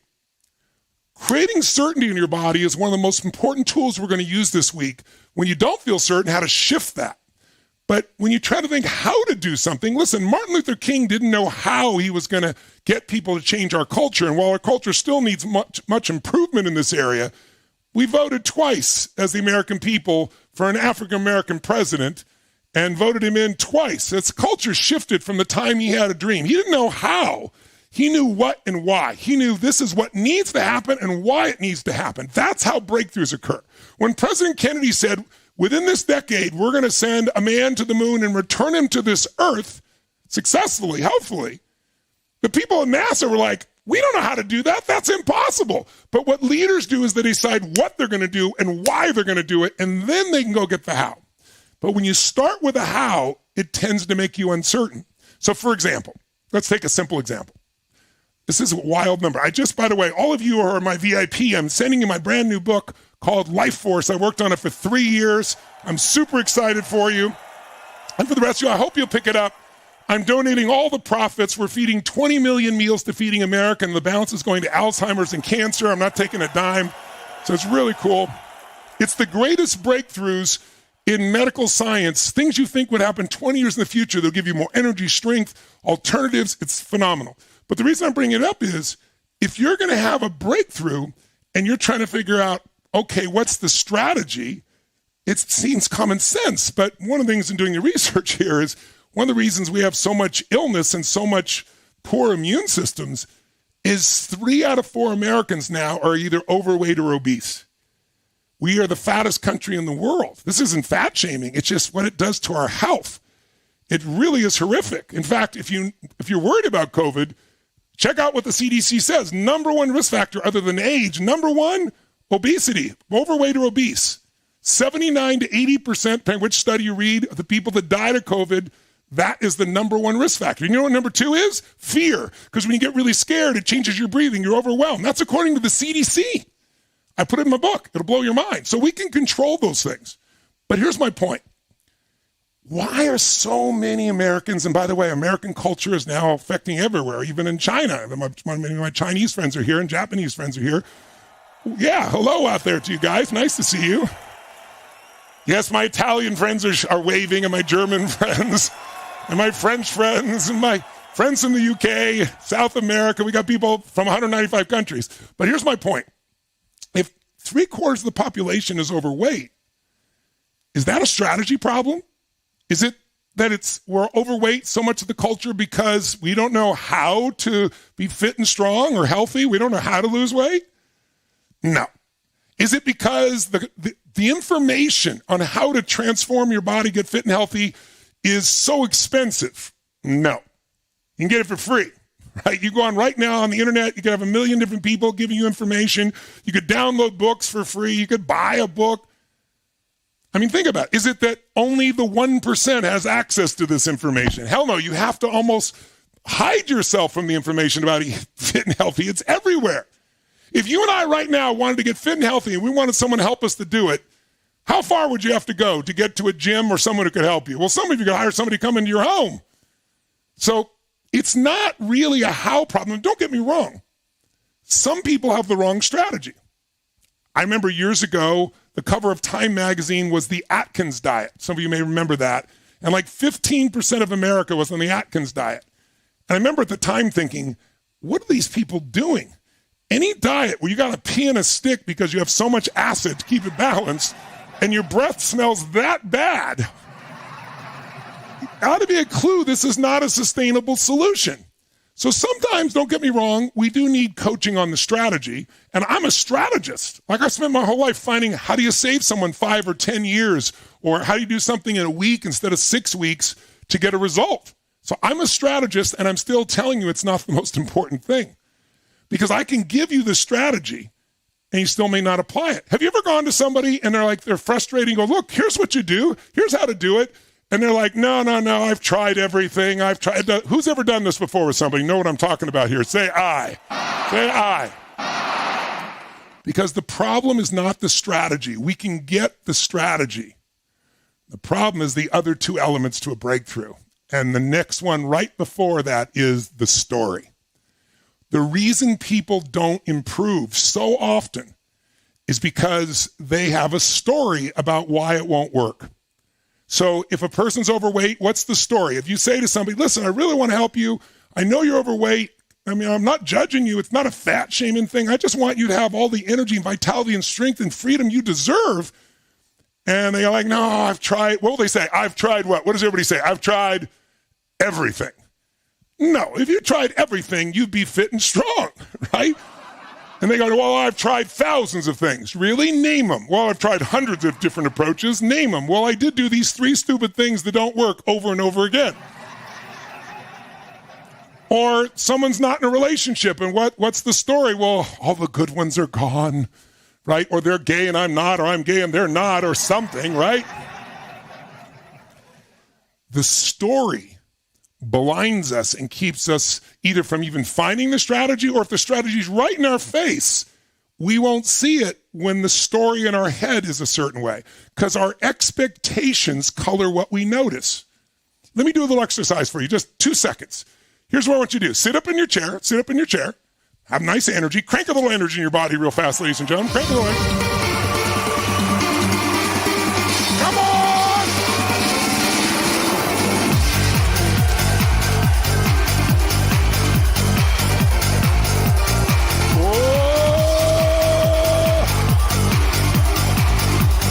Some of you guys got some awesome energy. Okay, now, just try something with me for a second. Now, it may not work because it's a room you know, but I'm going to give you one quick look. I want you to look around your room and notice everything that's brown. And I'm going to give you a test in a second. Look behind you, look around you, everything that's brown in the room you're in. Don't miss anything. Okay? Close your eyes. Now, tell me everything you just saw that was red. Raise your hand if you're seeing more brown in your head than red. Make some noise if you're seeing more brown than red. Okay, open your eyes and really look for red. Look for red anywhere you can. You look on the screen, you can look in the room, look around you. Anything that's in the room, look for something that's red. Look for anything you can find is red, all the red you can find. All right, here's my question. How many of you found more red this time? Raise your hand, make some noise if you found more red. Why did you find more red? Because seek and ye shall find. Ask and the door shall open, right? It's an old phrase, pretty important one.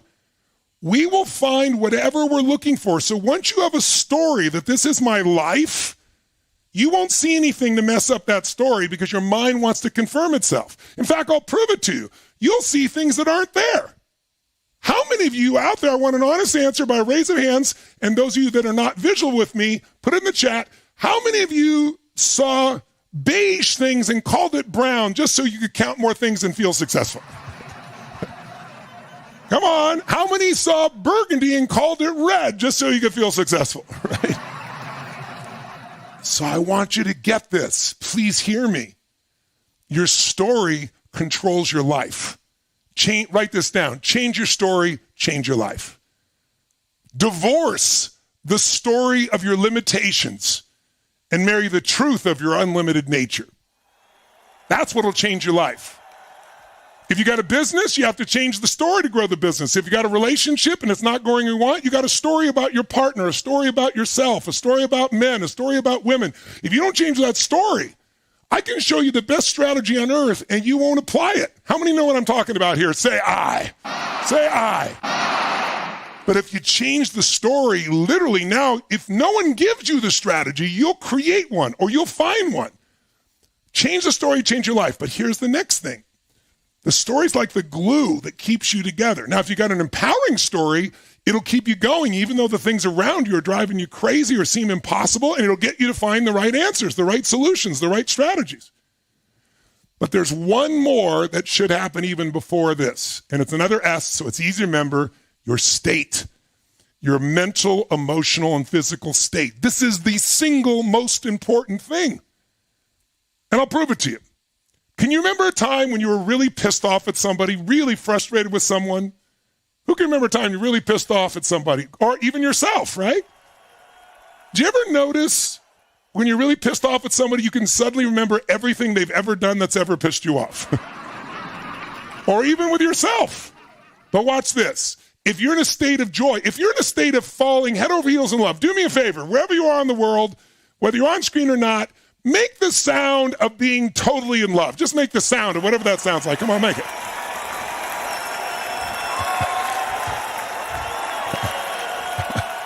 Okay? For some of you, it's been a while based your reaction, right? Let's try it again. The sound of totally in love, maybe in lust as well. You're over the top excited. Make that sound. Go for it.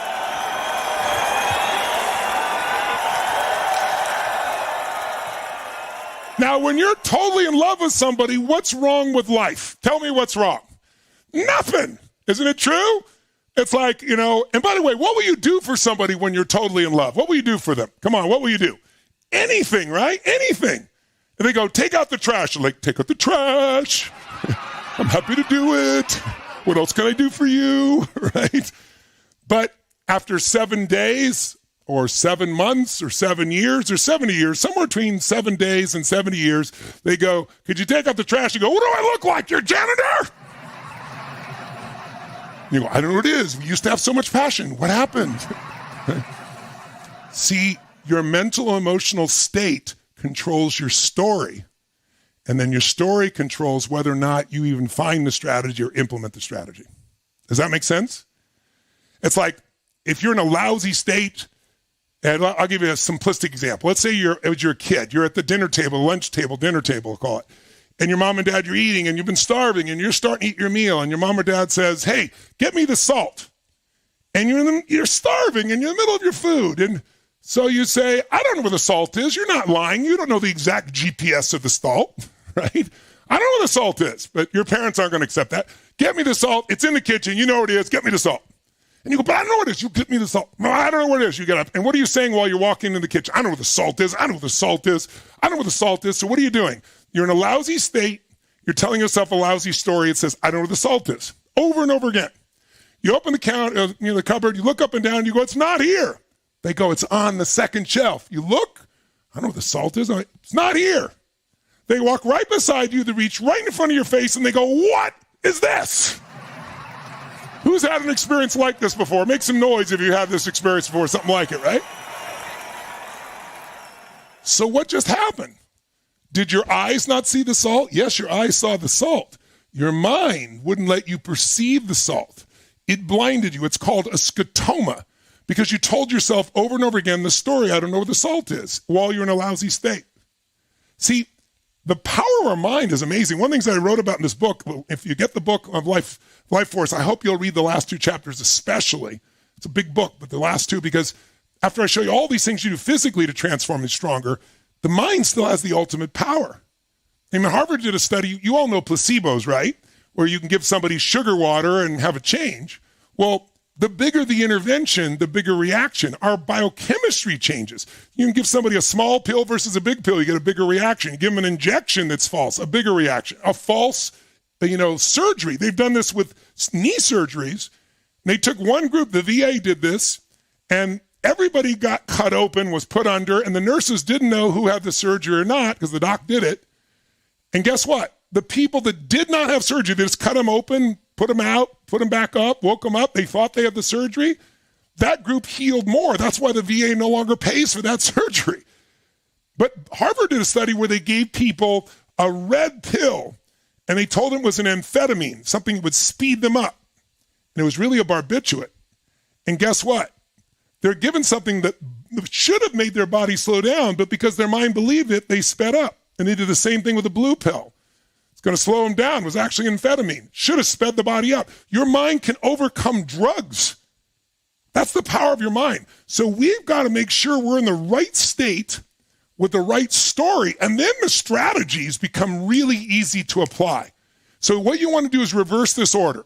You want to start by putting yourself in the right state. That's why starting with energy, for as simplistic and silly as that sounds, it changes your biochemistry. Later in the week, I'll show you what Stanford proved with the work I do with people when they go 4 days and nights with me, like in Unleash the Power Within, and why 11 months later, in the middle of COVID, their life was still completely transformed. Their emotions, their biochemistry, all of it, because they literally rewired the way their nervous system works. That's what happens when you do it day and night, night and day in immersion. So what I want for you today is I want you to be able to make a breakthrough. So where would you start? If you don't like where your finances are, if you don't like where your relationship is, if you don't like where your body is, the first thing we got to do is change our state. If you don't do that first, you're going to be in this lower energy state. You're going to get in your head. By the way, I tell people, get in your head, you're dead. And you're going to think about it. And you're going to go, oh, I've tried that before. And, I did do this. You didn't. You didn't do it in a peak state. You didn't do it with the empowering story so that you'd actually execute. By the way, you go, well, I understand this. I know this. Knowledge is not power, ladies and gentlemen. Knowledge is potential power. Execution trumps knowledge every day of the week. Who's with me on this? Make some noise. Execution versus knowledge, right? So I'm going to give you one more quick tool in our time. Stay with me because it's really important. But then at the end, I'm going to give you a little assignment, and I'll tell you in advance what it's going to be. What's a story that's been limiting you? What's an area of your life you're not making the progress you want? Your business or your career or your relationship or lack thereof or the lack of passion, right? You got love but not passion, or something with your kids or your body. And if you really are committed to making a breakthrough, then we got to first get you in this energized state. That's why I do live events. I do them where literally most people won't sit for a 3-hour movie, right, where someone has spent $300 million. They're bored. But I'm able to get 15, 20,000 people, 30,000 people literally to go 8, 10, 12 hours a day, mostly 10, 12 hours a day. They never thought they'd do it because they're so rewired, and every day it gets better and there's more and more energy. So even in our little format here, just through the screen, we can still generate this. So you want to start with your state, and here's what you need to know. You can change your state very easily. Let me show you a simplistic one. So remember I said I've been teaching people this for 45 years. Change your body, change your state. Then all of a sudden in a new state, you'll get a new story, and then you can get the strategy. If this makes sense to you so far, make some noise. So I know you're getting it here. I know you're with me here. Make some noise. Great. So Harvard, about, I think it was 4 years after I've taught this for 40 years, finally came out and proved what I did, what actually worked. And they did this study just on postures. They called it power postures. The lady at Harvard did the study. And here's what they found. It's pretty wild. In fact, why don't you try this just for a second? Stand up just for a moment, if you would. Just for a moment, stand up. And here's what they found. If you put your hands on your hips, like Wonder Woman or Superman or something like that, your shoulders are back, hands on your hips, standing nice and tall. So you're standing just like this. And when you stand like this, put the stats up there to blow people's minds. In 2 minutes, keep standing, but breathe. Some of you stop breathing for some reason. I'm seeing you there. Keep breathing. Head up, shoulders back, hands on your hips, feeling solid. Within 2 minutes, whether you're a man or woman, doesn't matter, your testosterone will increase in your bloodstream approximately 20% on average. Your stress hormone, which is called cortisol, I'm sure you've heard of it, drops 25%. And if you just stand like this, hands on your hips, shoulders back for 2 minutes, your risk tolerance, your willingness to take a risk, which, by the way, it seems to be the thing, risk seems to be the word, become a 4-letter word in our culture. No one wants to take a risk for anything. Can you imagine the pilgrims who came over here knowing they had a 1 in 3 chance of living the first year alive, just so they could have freedom, looking at us, hiding ourselves out, afraid of something that, right now is approximately 99% survivable? Pretty crazy, right? Maybe 99.7, depending which research study you do. So this will change your biochemistry. It also works. You see the guy at the office and he's leaning back like this, his legs are up like this. Same thing starts to happen for some reason. It changes the biochemistry. Now, I don't have people just stand like this because standing is passive. But if you use your body, like try this just for a second. If somebody's depressed, You tell me, how do they stand? Somebody's depressed. Put it in the chat box. What's the first thing you notice of somebody who's depressed? What do? What's the first thing you notice? That's right, they kind of slouch. Someone says hunched over, their shoulders drop. They're kind of looking down. So their head tends to look down, their shoulders are down. Are they breathing more full or more shallow, would you say, guys? Which one? Full or shallow? That's right, shallow. So, and are they talking loud and fast or quiet and more slow? That's right, quiet and more slow. You know it. Now, how do you all know this? Because you've practiced this shit at some point, haven't you? Come on, right? We've all done it at some point. So here's what I want you to know. If you change the way somebody moves, the way they breathe, like what if we started this thing out and I said, good morning. I'm Tony Robbins and welcome to Breakthrough. And over the next 7,000 hours of this program. So I'm not saying you need to be like me, by the way, but you need to be able to shift gears. Does that make sense? You need to be able to use your voice different, your body different. And the more you do that, the more you will feel different. Write this down if you would. You can sit back down. Write this down. Write down, emotion is created by motion. Emotion is created by motion. The way you move determines the way you feel. Now, this is pretty darn important because if I want to feel different and I don't move much different, there's not much chance of it. Remember I said most of what we do is habit? So when I was this little kid, I was like, when I suddenly was on my own trying to figure out what to do, I started reading about how changing the way you use your body would change your mind because I was going to have a hard time with my mind.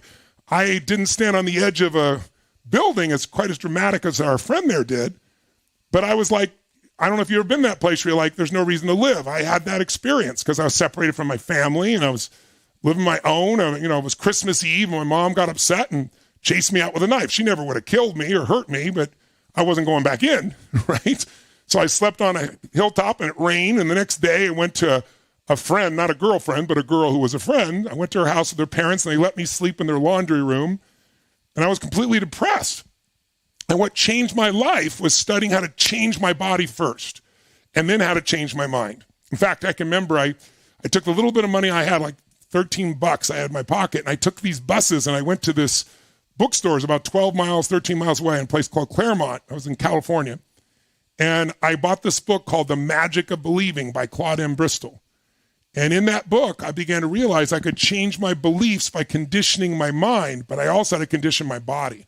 And when I put those two things together, I was able to change everything in my life. So I want you to know you can change your emotions. And by the way, please write this down also, really important. In fact, let me ask you first. What determines the quality of your life? How many of you want an even greater quality of life, even if you've got a great one now? Who wants an even greater quality of life? Let me hear from you if it's true. That's what we're going to do these next 5 days. We're going to give you little tools that are going to stack. Start small and each day get better so we get momentum. When you get momentum, it's easy to do things that used to be hard. But when there's no momentum, it's hard as can be. So the energy is the first start with that. But if you and I want to know what creates the quality of our life, it's not how many things you have. I'm sure you know somebody who had plenty of things and committed suicide. Know of someone, right? People that had everything. Actors, actresses. I mean, where's Kate Spade? She, a $1 billion business, was loved by people around the world, took her life only a few years ago. Or the gentleman that used to do the CNN piece on food around the world, Anthony Bourdain, took his own life. It's insane. So things don't make us happy. You can have a huge number of people that love you and still not be happy. If you're going to have an extraordinary life, it comes from having extraordinary feelings or emotions. Please write this down. The quality of my life is the quality of my emotions. The quality of my life is the quality of my emotions. And as we'll discover this week, we all have what I call an emotional home. It's a place we go back to no matter what happens in our life because it's what we're used to. Like I'm sure you've seen people who go through a storm and they lose everything and you have tremendous compassion. This family lost everything. And then 3 years later, they rebuild another storm and takes everything. And about the third time, you might be asking yourself, why don't they move? Right? But they don't move. It's because what they know. It's their home. But we have emotional homes. How many of you know someone who always finds a way to be worried about something. If they're not worried about something in their own life, they worry about other people, right? How many of you know somebody who's always angry? They're pissed off about something. If they're not pissed about something personally, they're pissed off for other people. Who knows what I'm talking about here? How many of you know someone who's not really funny, but they think they are? They think they are. And if they think they are, they end up laughing so easily that you might find yourself laughing at the dumb stuff they say for real, right? So these emotions can be catchy. So in a day or two here, I'm going to have you dig a little deeper because your emotions, the ones you live with, are very strongly tied to your story. Is your story that life is, a battle? And so you're always in a fight? I mean, why don't you think of this for a second? It's easy to pick up someone else's story when we're growing up. We don't even pick it consciously, and it starts to direct our life. If life is a battle, what's life like? There's always a fight. There's always someone after you. There's always a challenge. For some people, they don't think they're a good fighter. I'm going to get hurt. There's a lot of fear, right? But some people have a different story. What if your story was life as a test? Jot down, if life's a test, what's your first reaction? Put it in the chat box. Life is like what? If life's a test, then what's life like? Put it in there real quick so I can see how you think of it. If it's a test, Luke says I might fail. It's competitive. There's lessons. I better succeed. That's really difficult. It's competitive again. I have to study harder. I have to work. There's homework. There's stress. Okay. What if life was a party? What if your story is life's a party? What's life like? Tell me what that's like. If life's a party, what's life like? Man, look at it go so fast now. Wonderful, great, exciting, fun, a blast. Okay. What if life is sacred? If your story is life sacred, type it in. What's it like? Special, it's peaceful, it's a blessing, it's pure, it's precious. By the way, do you feel a different energy when you think life is sacred versus life is, a battle versus life is a party? What if life is a dance? Write down, if life's a dance, what's life like? If life's a dance, what's it like? Oh, you do it with others. It's joyful. It's fun. There's laughter. It's flirty.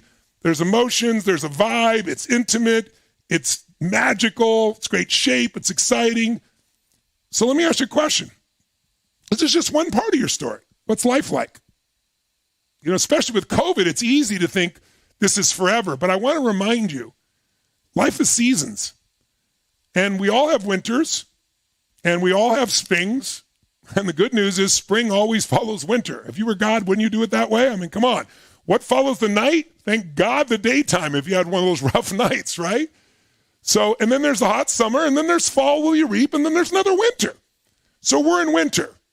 And when people say the pandemic's forever, that is the biggest BS on the planet. No pandemic's been forever. No war has been forever. No problem is forever. The only thing that's forever is your soul. So what's life like? It has a lot to do with your story. So which one is it? Is life a test, a battle? Is it a party? Is it sacred? Is it a dance? Which one is it? And I see some of you saying it's all of them. No, it's the one you decide it is. Because once you decide how it is, you're going to find brown everywhere, right? Or burgundy, red everywhere. Once you decide what to look for, you're going to find it. That's why it's so important to change your story. By the way, is your story that you are the victor or the victim? Are you the queen or the princess or the king? Are you the jokester, right? Are you the one that's always struggling? Are you one trying to align with God? What role do you play? And who are the challenging people in your life? And ultimately, what's life about? So our story affects our energy, but our story will change when we're in a different state. When you're in this euphoric, powerful, passionate state, you're going to come up with a different story. So change your story, change your life, but the best way to change your story is change your state. And then you can get any strategy you need. If this is making sense to you at a really simple level, like it really makes sense, make some noise so I know you got it out there, ladies and gentlemen. All right. Well, great. Then I want to give you one last quick tool, but I want you to do it with me. And let me give you a little background. And then I'm going to give you your assignment for the day. I told you we'll keep it tight. We'll do a little bit longer today. But I want to give you some real value and something bite into and make use of. So today so far, we've talked about the power of patterns. You're not broken. We got to change our patterns. We can change anything. That we've got to be the creators of our life, not the manager of our circumstances. We've gone through a couple of these pieces, but most importantly, that if we want to break through, we got to start with a state change. And it's hard to do, but it's not that hard. We can step it up. We can use music. We use movement. We use exercise. We can use anything. Get the energy strong enough. Now, in a new state, we'll come up with a new story and we can get the strategy. But I can help you accelerate this with a little tool. And I'll give you an example of where I've used this. I work with a lot of athletes. And, athletes who've worked their entire life, whether it's a boxer or a tennis player or a football player or a basketball player, I've worked with them all. I am fortunate enough to have NBA championship rings from multiple teams I've worked with, the Golden State Warriors, the Mavericks from Dallas. I've got them from hockey, from working with a team that first time made it after 40 years, Washington, to get their Stanley Cup. I've got it for the LA Dodgers going to the Major League Baseball. So all these teams I've helped, I've got what most players want to have. And I treasure and appreciate the gift of these things where I've been able to contribute. But whenever I'm doing that, these guys know what to do, right? It's not that complex. They've worked their whole life, but they get in a slump or they get in a place where they can't turn it around. They get stuck. Who's ever been stuck? Who's ever felt stuck? Especially the last couple of years, someplace felt stuck. Say I. So if you want to get unstuck, we get stuck because we're using only a small part of who we are. You can get stuck because you get stuck focusing on what happened in the past, and so you aren't taking care of the present and building a new future. Or you might get stuck on a view of the future. Oh my God, it's going to be horrible.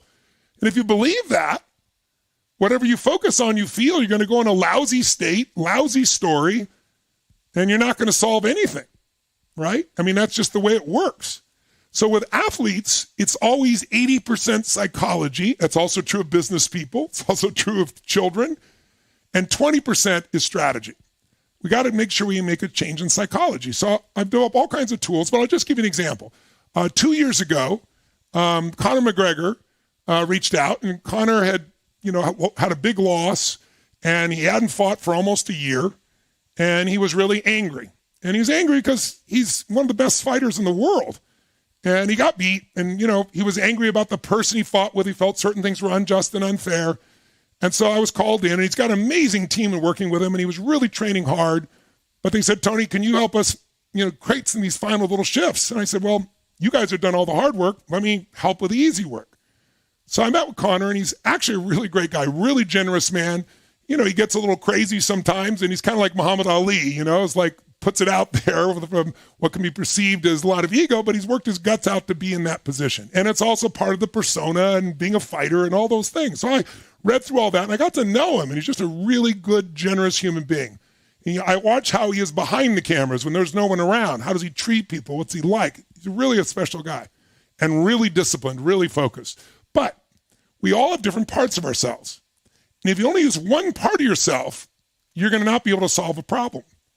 And so I want you to jot down these 4 parts real fast, just as a reference. And then in a moment, I'm going to stand you up and I'm going to ask you to do something you might feel a little bit uncomfortable at first because you just haven't done it before. But I'm going to ask you to just trust. You don't have to do it perfect. So I'm going to give you 4 archetypes. Just imagine you've got more than these 4 parts of you. But if we use these as a metaphor and you're finding a problem you're not solving, it's probably because you're stuck in one of these. You're not using more of yourself. If you use all of yourself, you're going to come up with a solution. And you're going to be in a better state. So the first state is called the warrior. And the warrior state is the part of you that just finds a way, that's going to break through, that's going to push through. The part of you that won't give up. The part of you that sees the problem and says, I don't give a damn what it is. It's a willful part. It's an intense part. It's a strong part. How many of you ever had your warrior feel alive where something happened? Maybe somebody tried to do something to your family and your warrior came out. Make some noise if your warrior's out there.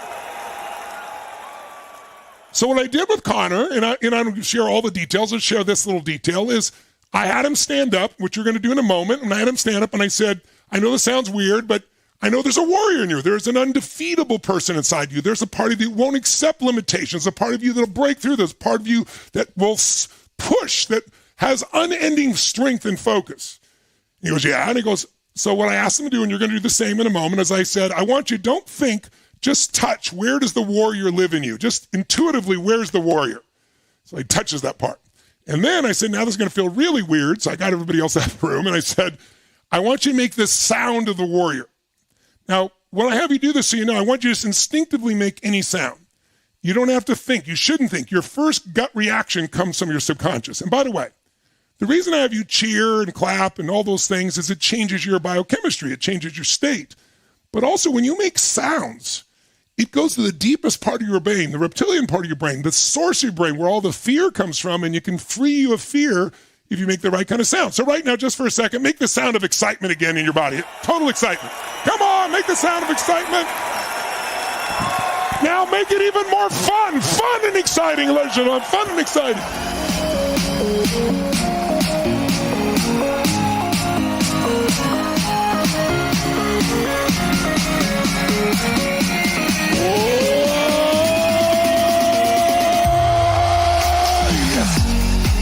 And by the way, how many feel better just making the sound? How many feel good, right?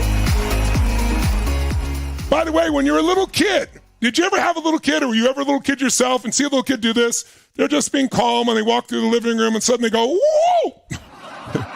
And then they walk like nothing's happened, right? Who's ever either been that kid or watched a kid do this? Make some noise if you've seen this, right? And they're spontaneous, they're alive. You know how old somebody is by the way they move and the way they sound. They barely talk, they barely move, right? So I'm gonna ask you to make the sound, but I did it with Connor, and he made this incredibly intense, like growling sound. And then while he's touching that part and making the sound, now we've found that part of him. I said to him, I don't want you to think. I said, I just want you to finish this phrase. Say out loud, the warrior says, meaning himself as a warrior, the warrior says, all you need to do, Connor, is this.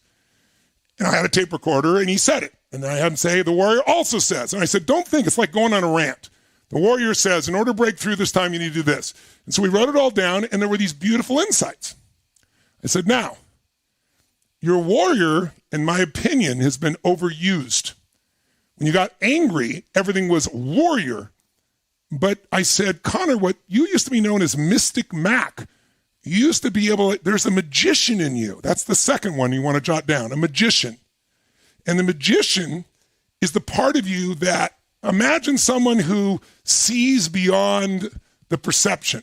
Someone who's able to see what nobody else sees. Someone's got a big smile on their face. They don't have to work as hard as a warrior because they know perception is everything. Change your perception, it changes how you feel, it changes what you do, it changes your life. And you can change perception that easy once you know what you're doing. And the magician knows how to do it. The magician has cool strategies. The magician knows I can do this little thing and make it all. The magician doesn't get so caught up in the story because the magician knows they can change the story. They can change it in a moment. They can change a frog into a prince into a frog. That's a magician. How do they do it? They say certain things over and over and get there. So I said, used to be known as Mystic Mac, where the magician in you would see the person's move before they made it. He was actually known for that. Like a level of intuition about his opponent. And then he knew it before it happened, and then he beat him to the spot and knock him out. And I said, but when you're angry all the time and you're only using your warrior, your magician is underused, and that's why you've been stuck. So I said, where's your magician? I had him point and figure out where it is, make the sound of the magician, and what does the magician say? And he kept saying it, and we got totally different answers than the warrior. The third archetype is the lover. And we all have a lover in us. I don't have to explain to you the lover. The lover is about love. The lover loves life, loves people, loves the people you with, loves what you get to do, it feels grateful, feels alive. Where's the lover in you? Make the lover sound. And the lover said, you aren't enjoying what you're doing anymore. You need to come back to why you did this in the first place. You love being around people. You love the fight for the game. It wasn't about being angry. You flowed more. And we got all these different messages. And finally, the fourth area we'll hit is the sovereign, the king or the queen in you. The sovereign or the king or queen. And when he got the sovereign, his whole body changed, touched different spot, made the sound. He got all these pieces of advice. Then I had the king and the magician talk, the king and the warrior. And as they integrated, he was transformed. He said, this is the greatest I've felt. He said, this is the greatest I felt. I felt so certain. We went out. He was fighting this guy named Cowboy. This was 2 years ago. And I was there. And the next morning, met with him about 15 minutes before he went out. We got all the parts of him alive. And he went out and he knocked him out in less than a minute. And the first portion, it looked like he may have gotten hit and was out of it. But then he saw this moment and headbutted and moved. The fight was over, and I think it was 47 seconds. But you know what was the coolest part for me? He brought me in the octagon to celebrate with everybody. It was a fun experience. But the best part that made me so happy was watching Connor, in the middle of his victory, stop his celebration and go over and hug Cowboy and said, "You're a stud. You have some records I don't have." And he was just like, acknowledged this man, his lover and his magician, not just his warrior, the king in him. And then he went over and he thanked Cowboy's grandma. It was like his mom. It was such a class act. And he was victorious. And in his victory, he acknowledged, he said, I was lucky enough to see the spot and everything else he has. He was humble. It was a different experience. Now, he's since, had some challenges again and got a little angry again. But I want you to know, if you're having a problem, you can solve it. So I want to give you this little technique real quick, then I'll give you your assignment. So are you up for it? Stand up. If you would, please stand up. Shake your body out. Just for a second, wake your body up on 3, 1. Jump and shake your body. 2, 3, go! Come on, wake it up!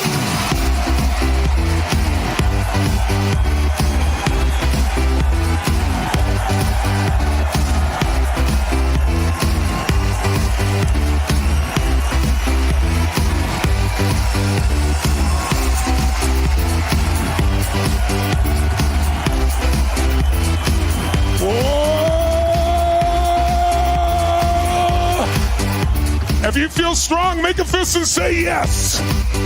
Say yes. Say yes. All right, stay standing. So using your whole body, stay standing. And what I'd like you to do is stand nice and tall. And I want you to think of the part of you that's a warrior. The part of you that can push through any challenge. How many of you have ever felt weak and then maybe somebody did something toward your family and the warrior came out, right? Well, you're not going to settle. You're going to find the way. You're going to push through. Nothing's going to stop you. Who's got a warrior inside them? You got a warrior, make some noise. Let's get it up there. So here's what I want you to do. I want you to just don't even think, just first gut reaction, touch the part of you where the warrior lives. Touch that part of your body. And keep your hand wherever that is. And now, I know this sounds weird, but you understand now. Touch that part. And just as strong as you can, make the sound of your warrior. Go, make the sound of your warrior.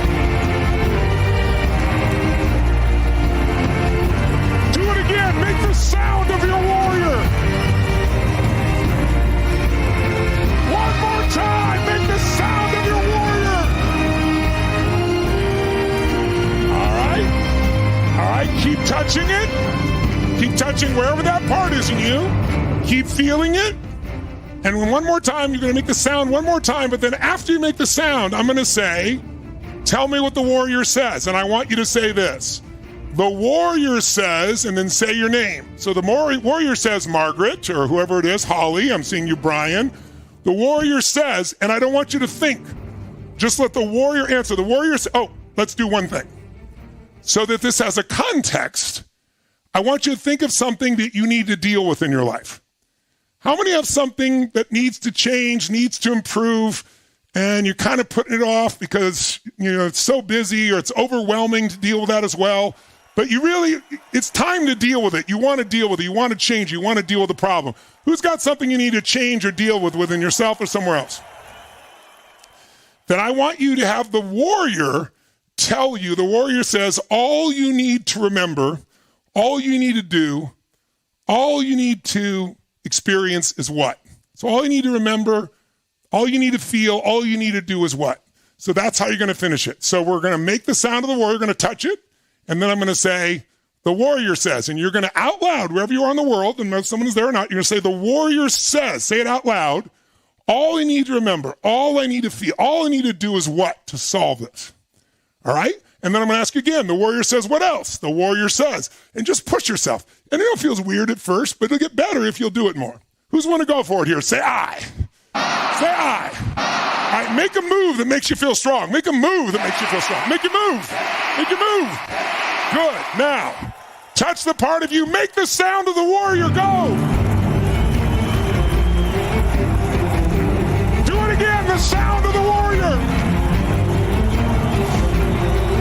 All right?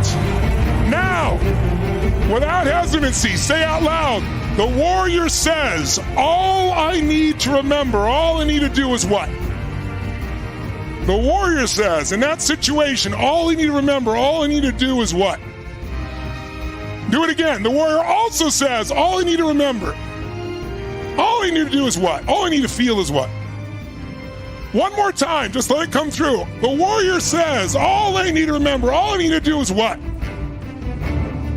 Great. Make the sound of the warrior again. Make the sound of the warrior as you touch it. All right, one more time. The warrior says, say it out loud. The warrior says, all I need to remember, all I need to remember, all I need to do is what? All right? Now, how many of you got something useful? Raise your hand if you got something useful as an insight. Make some noise if you did. Good, good, good. Great. Now, the more you do it, the better you get. And again, I'm doing this super fast because I'm already over our time. I want to get you out of here. But let's do the next one now. Now, think of the difference between your warrior and your magician. Your magician is the one that can just make anything happen. And he knows it, so he or she is not stressed. The magician knows if you're stressed out, it's all perception. It's just the way you're looking at it. There's another way to look at it that'll change everything. The magician knows the right strategy, and what's not working at all can suddenly make you the money, or suddenly change your body, or suddenly attract that person. The magician is totally confident. It's almost like an inner smile in the magician, because he knows he can make anything happen. He's not stressed at all. He has a damn good time. I want you instinctively touch where your magician lives. Touch your body where your magician lives. That's it. And keep your hand there. And now the magician makes a very different sound than the warrior. Just trust it. Make the sound of your magician out loud. Go ahead. Make the sound of your magician. That's it. Make the sound of your magician. Make the sound of your magician. That's it. And now, one more time, make the sound of your magician. Keep touching that spot and simply say, the magician, feel the magician speak to you. The magician says, think of your situation that you want to change or you want to deal with. The magician says, all I need to remember, all I need to do is what? And just say it out loud. The magician says, all I need to remember in that situation, all I really need to do is what? And touch it again. Make the sound of the magician again. Touch it, make the sound.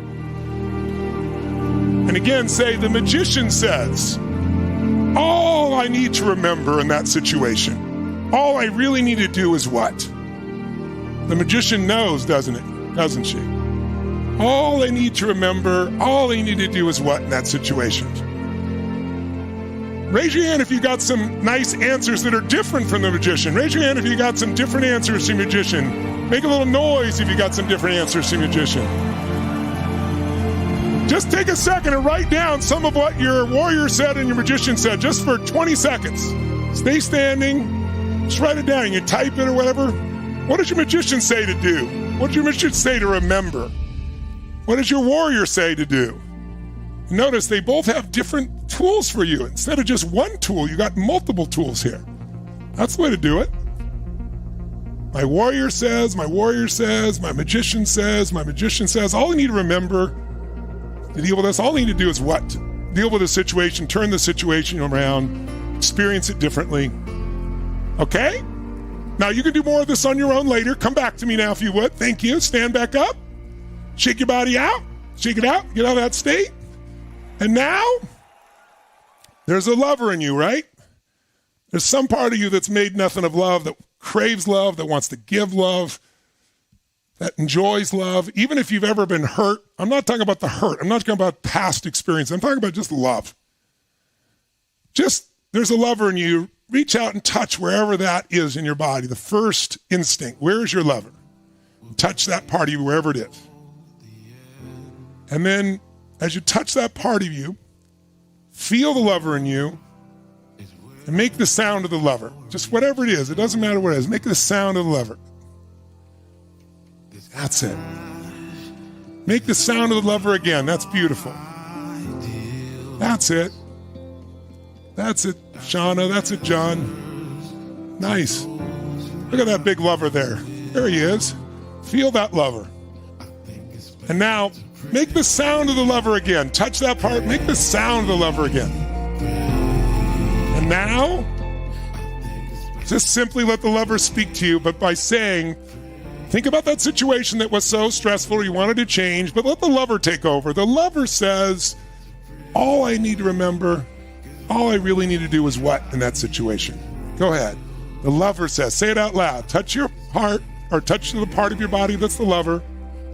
Make the lover sound and then say, the lover says, all I need to remember, all I need to do is what in that situation? And then do another one. The lover also says, all I need to remember, all else I need to do is what? Do it a third time. My lover says, all I need to remember, all I need to do in that situation is what? That's it. All I need to remember, all I need to do is what? Raise your hand if your lover's giving you some nice input, a little different input than the warrior, right? Different insight maybe than even your magician. Yes. Jot it down just real fast. A couple of things you remember. I see some of you already doing that. You just type it real quick or write it down. When a lover says, all I need to remember, all I really need to do, all I need to bring to that situation is what? You see, we get stuck because we're only using one part of ourselves. This is just one of thousands of techniques, but it's one we could do quick. And you can do it with yourself. You can even have a friend there or put a tape recorder and just say it out loud, and then you can write it down later on. If you haven't used the app Otter, I have no investment in it, but OTTER, you can dictate. It's better than Siri, and it types it out and records it for you. So you could do an Otter and do this on your own later. Okay, let's go to our fourth archetype, final archetype. We're almost done. Shake your body out. Just feel a little playful. Make a sound that feels fun. What's a sound that feels good to you? Make a sound that makes you feel great. Make another sound that makes you feel great. All right? All right, now, there's a sovereign in you. There's a king or a queen. Part of you, what's the difference? The sovereign, the king or queen, they're not caught up in the battle because they lived long enough. They've been through so many battles. They know it's not the battle. Every battle will have the ups and downs, but long term, here's who I am. And the king or queen is not here just to get. The king or queen is here to serve. That's what makes them great.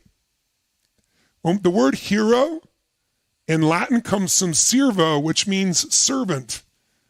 The hero serves. The king or queen serves those around them. That's what makes them great. Greatness does not come by saying you're great. Greatness comes from great service, because then you greatly touch the hearts of people and they're pulled to you.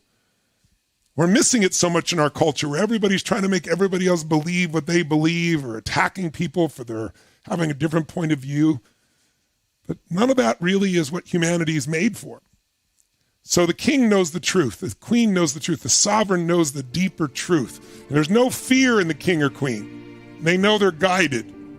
So breathe deep and feel the sovereign in you, the king or queen within you that has this wisdom and this strength and this knowingness. There's no fear in the king or queen. There's a larger perspective. They've lived such a full life.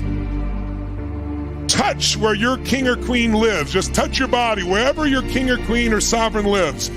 Keep touching that spot. And then make the sound of your king or queen or sovereign. Go ahead, make the sound. Do it again. Make the sound of that king or queen or sovereign. That's it. Do it again. Make the sound of the king or queen or sovereign. One more time. Make the sound of your king or queen or sovereign.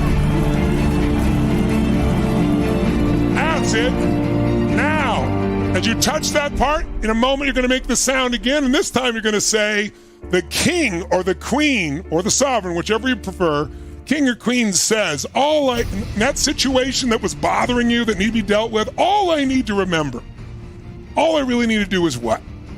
And then say it again. The king also says, the queen also says, all I need to remember, all I need to do is what? All I need to focus on is what? All I need to remember, all I need to focus on, all I need to do is what? All right? Touch the king or queen or sovereign and you make the sound of the king or queen or sovereign. Go! Make the sound of it now. Make the sound again of your king or queen or sovereign. That's it. That's it. That's it. That's it.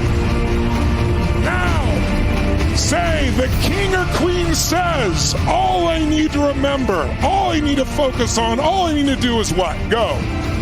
The king, the queen, the sovereign says, all I need to remember, all I need to focus on, all I need to really do is what? That's it.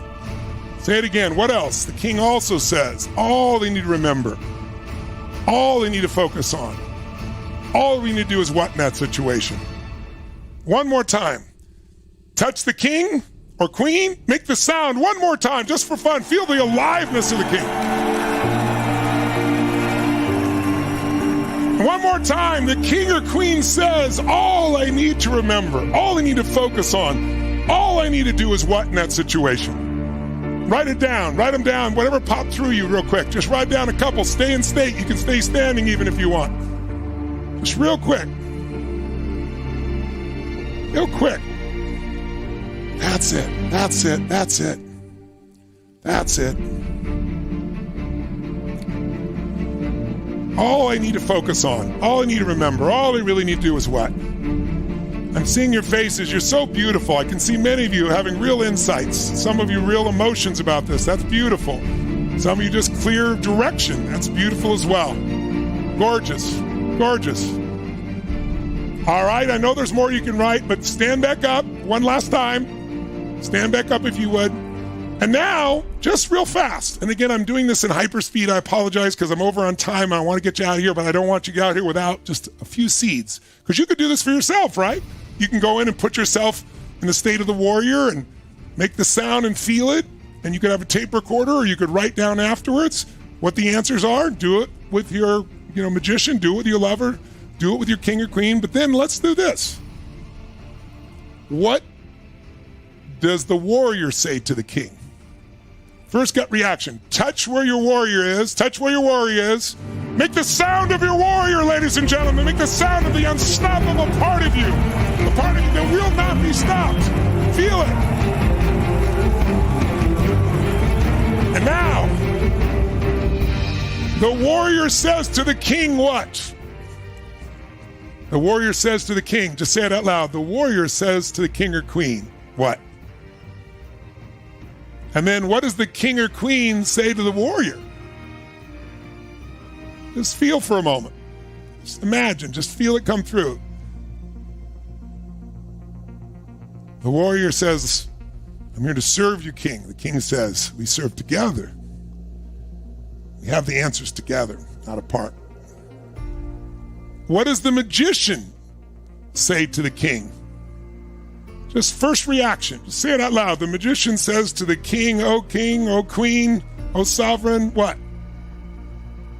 And what does the beautiful king or queen, the sovereign, say back to this beautiful magician in you? Just play with it a little bit. I know I'm doing this super fast. You can play with this more later, but just play with it right now. What does the lover say to your king? The lover says, just say it out loud. The lover says, O king, O queen, O sovereign.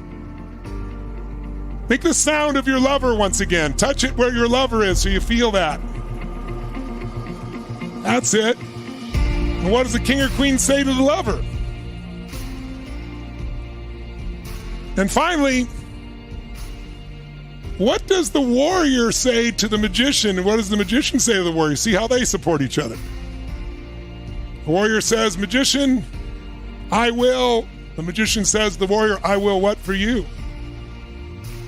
What does the lover say to the magician and the warrior? And just get a feel. How many of you feel like there's new perspectives inside you about this situation? New answers, really simple but powerful. Make some noise if you got some really nice new answers and feelings. Okay, then do this while you're still in state. Take a nice deep breath. Close your eyes, exhale, and moan like you're enjoying the moan. Take another deep breath in, feel energized. And close your eyes while you're standing. And I'd like you to do something really simple. I want you just to think about, what has the story of your life been about? Has it been about a person who struggled to do something and achieve something? Was it a person who always achieved? Was it a person who hungered for love or truth? If you had to say what your story has been about, even the ones that not so good stories may not have helped you, what's been a story in your life? Life's a struggle? Is life a dance? Is life a game? What is life? Is life a gift? Is it a party? What's the role you've been playing? Warrior? Magician? Lover? Comedian? Joker? Knight? Queen? King? What's life been about? Struggling to do what? To achieve what? To experience what? What emotions have gotten in the way? What story has gotten in the way of your progress in a relationship or in your business? What's the limiting story that needs to go? I don't have the background, I don't have the education, I don't have the money, I don't have the resource, I don't have. What's the limiting story that's got to go? Change your story, change your life. What's your life's new story going to be about? A person who is passionately looking to grow or live or love or share what? A person who's going to find the way, a person who does find the way, a person who grows and expands, a person who gives. What's your new story going to be? Instead of the old story, what's a story that would empower you? What's a story that would strengthen you? So what's the story that's held you up until now? What's been the limiting meaning? What's the new story of how you're going to live your life going to be? Decide right now, my new story is going to be inspiring. The role I'm going to play is what? The emotions I'm going to feel are what? What emotions do you want to feel every day that'll power the new story of your life? Is it gratitude? Is it joy? Is it determination? Is it love? Is it courage? Is it faith? Is it playfulness? What is it that's going to be the new story of your life? What's the new emotions that are going to drive it? And what's your new story going to be about? Change your story, change your life. How many feel like today you've got some ways to think about breakthroughs and make breakthroughs happen? You got some new ways to find parts of yourself. You're going to create a new story and a new life. Who's up for this, ladies and gentlemen? This is just day one, ladies and gentlemen. Give it up for everybody playing full out.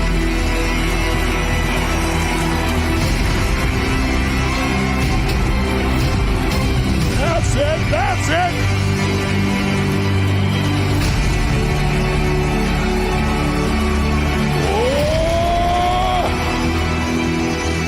So I'm going to have KK come to show you what we're going to do. She's going to give out a little prize or two. Stick around for just 2 seconds. And then all of you on VIP, we have a private Q&A we're going to do for about 15 minutes afterwards. So stick with us.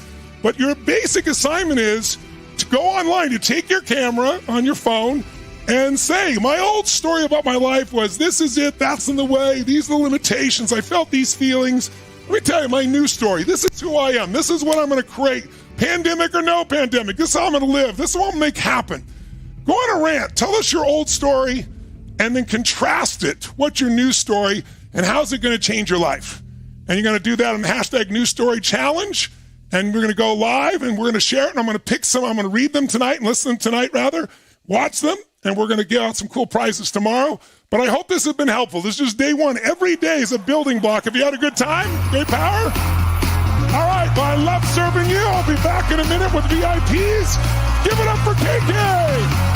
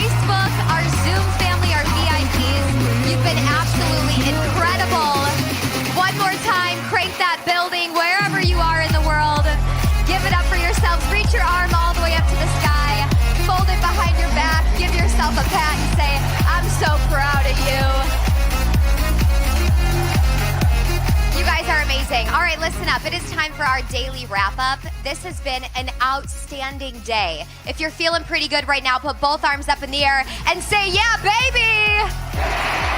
So I gotta share something with you. Can you come all the way in close? Just all you in our VIP, come in close. I wanna see your faces. It's only day 1. Can you even believe it? You've got 4 more days of this transformation. You guys have been amazing. Give it up for everybody. So it's time for our daily wrap up. I'll be with you at the start and the end of the day. We want to make this spicy and quick because VIPs, we got to get you back here. But my friends, this is the most important integration part. Tony has designed for you a daily challenge. That's right. What does a challenge mean? It means you push yourself past your comfort zone. I want you to put into the comment box, push past comfort zone. What are you going to do? Your assignment for the day, let's pull it up one more time. It's to figure out what the heck is your old story, what's your new story, and how will that change your life? So your challenge today, are you ready for it, my friends? You're going to go live in the Facebook group. Yes, Johnny. Yes, Tiffany. Yes, Teresa. Jane. Kermidger, room 5, I see you. You're like, go live what? You're going to grab your phone. You're going to go live in the Facebook group. And you're going to use the hashtag new story challenge. We're going to give you a new challenge every single day. And you're going to go on what Tony calls a rant. How many of you feel like you got a little more energy in your body after day 1? Okay, do you get why he says energy? It's not to just scream and jump. It's to create clarity in your mind because you have energy in your physiology. So we want you to do that in your rant. You're going to hold your phone up. You're going to say, what's your old story? What's your new story? And how is this going to change your life? And you want to do it with passion. Now listen to the criteria. This challenge is important because based on the challenge, you're going to win some insane prizes. You don't want to miss a minute of this challenge. 90 minutes a day. Today, Tony's standard time, you get what I mean. But be here every minute. We've got insane prizes that you're going to get every day. And the eligibility requirements are this. You're going to record this video in under 2 minutes. I'm talking to the person out there that likes to go for 27. We're not going to watch that. 2 minutes or less, okay? You're going to use the hashtag new story challenge, and the deadline is midnight Eastern time tonight. Why? Because some of you are like, I'll do it to what? Tomorrow. We don't play that game here. This is your life, my friends. Do it immediately when we get off. The new story challenge while it's fresh in your mind. We're looking for creativity. We're looking for originality. We're looking for dedication and playing full out. Please throw in that chat box hashtag new story challenge and let's get into the prizes. Why is it important you do this challenge? Because you're going to win some insane prizes. Tony creates these. He's passionate about these. And tomorrow you're going to come back and win. 5 of you are going to win prizes based on this challenge. Come on, 5 of you, my friends. Prizes. And you could win a couple swag bags. It's going to give you Tony in your pocket. He has an app called Breakthrough. We're going to give you the Ultimate Edge Breakthrough program. It's on his app.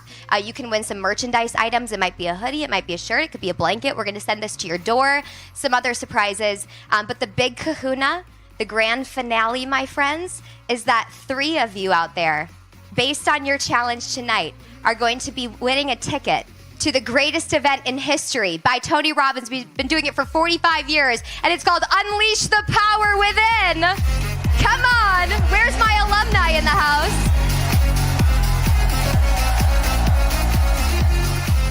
So let me tell you something. I could sit up here and tell you all the ways that Unleash the Power Within is great, but I want you to understand what this prize is and what's on the line for you. You got a big challenge to do tonight because you could win 4 days, 54 hours. If you liked this is nothing, and you want to take it to another level, I want to show you what that next level is. Check out Unleash the Power Within. I feel like I have unleashed this inner version of me that I never knew was there. Como él me transformó y me hizo encontrar la manera de cómo vivir una vida extraordinaria. Recognize limiting patterns and old beliefs, and that was an amazing breakthrough. At the end of the day, what Tony did was got me out of my head and into my heart and just made me more comfortable who I am. What if you live by the philosophy that whatever happens in my life is always happening for me, not to me. Even if it seems painful, it's for me. There's a lesson. There's something I'm going to learn that's going to make life even richer. Where I was in my life, I had lost my mom in December of 2019. I had a lot of anger. I was just carrying around this frustration of, wow, there's so much more I have to give to the world, and I'm like not realizing my potential. Specialists had told me at the hospital in 2017 and 18, 7 different times, that you are not walking again. You need to accept that, you know.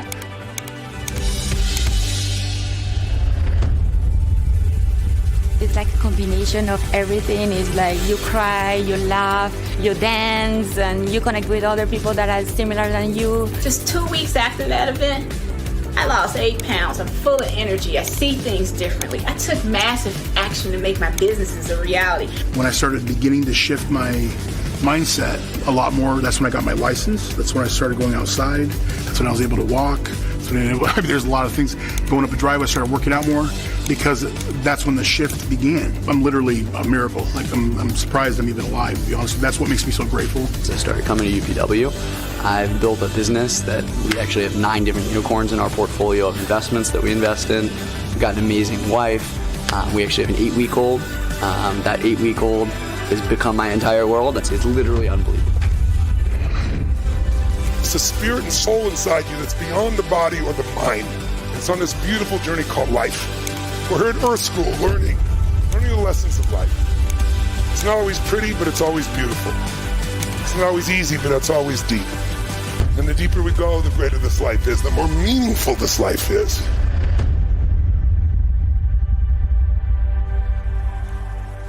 All right, my friends, I told you, unleash the power within. We are not messing around. I'm just curious, who here would like to win a ticket to Unleash the Power Within? It's in 51 days, by the way. If you'd like to win a ticket, I'm going to need to see a little more energy, because I just heard from the big guy that we want to give one away right now. I'm just saying what I heard. Would you want something like that? All right, my friends, I'm going to give a ticket away right now to somebody that has been playing absolutely full out. And I want you to know our team is watching. They're in the Facebook group. They're in YouTube with you. They're in Zoom with you. They're looking for your energy, your creativity, your willingness, your openness. They're looking for those of you tapping into your warrior, tapping into your magician. Take what you learn and apply it to this challenge. This one person did just that and is going to be spending 54 hours with Tony Robbins in 51 days, March 17th through the 20th. Ladies and gentlemen, put your hands together and please help me award the lovely Laura Rifalo. Unleash the power within, everybody. There she is. And we got a dog. You got the whole family. You're going, girlfriend. Yes, you are.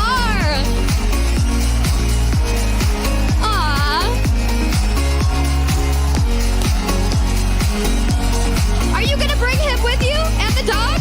It's virtual. You can bring the whole family. So great. Congratulations, Laura. And I want just to honor you for being an example for everybody. Your energy, your participation, you're on your Zoom. You got a pen in hand, taking notes like what? Crazy, everybody. Thank you for your participation. You're so lovely, of great energy, and you're crying. Give you a hug. Come in here. Come in here.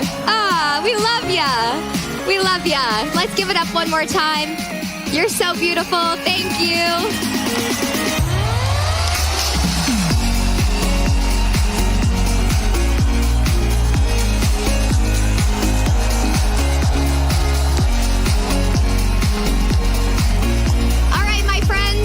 We've got a final important announcement.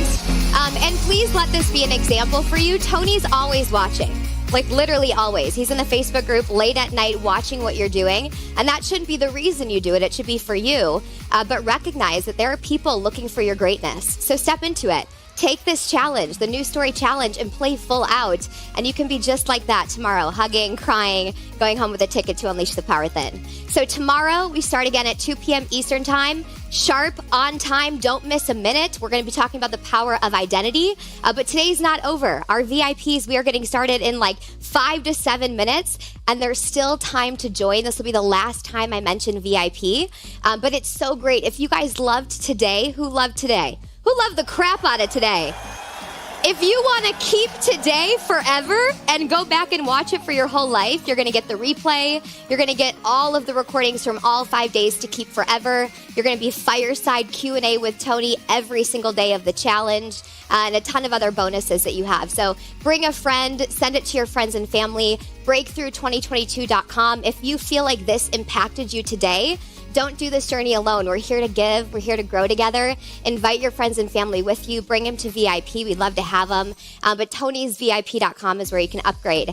And you can join us right tonight. So Tony's going to come back. He's going to sit in, I would try to sit in it, but it's too tall. He's going to sit in this chair, and he's going to chat with you guys, answer your questions live, literally in 5 to 7 minutes. So Tony'sVIP.com. Ton of bonuses. Our team will put the link in the chat for you. Go get yourself signed up literally right away. What would your warrior do? They'd be like, give me that button, I'm in, okay? I'll see you guys at VIP and tomorrow. And we never leave the room without being in a peak state. So crank it, my friends. It's the ultimate breakthrough challenge.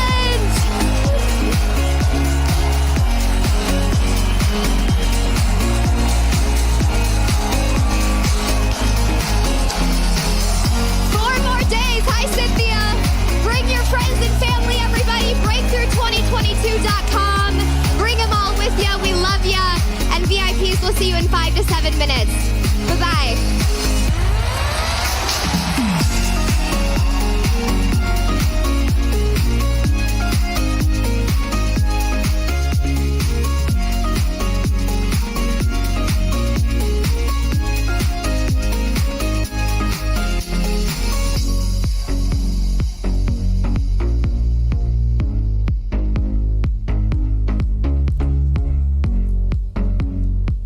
Hey, you guys, I'm back. One more thing. I want to remind you have 4 more days. So if there's someone in your life, if you run a team, if you have a family member, a sibling, a partner, be like, babe, come join me, breakthrough2022.com.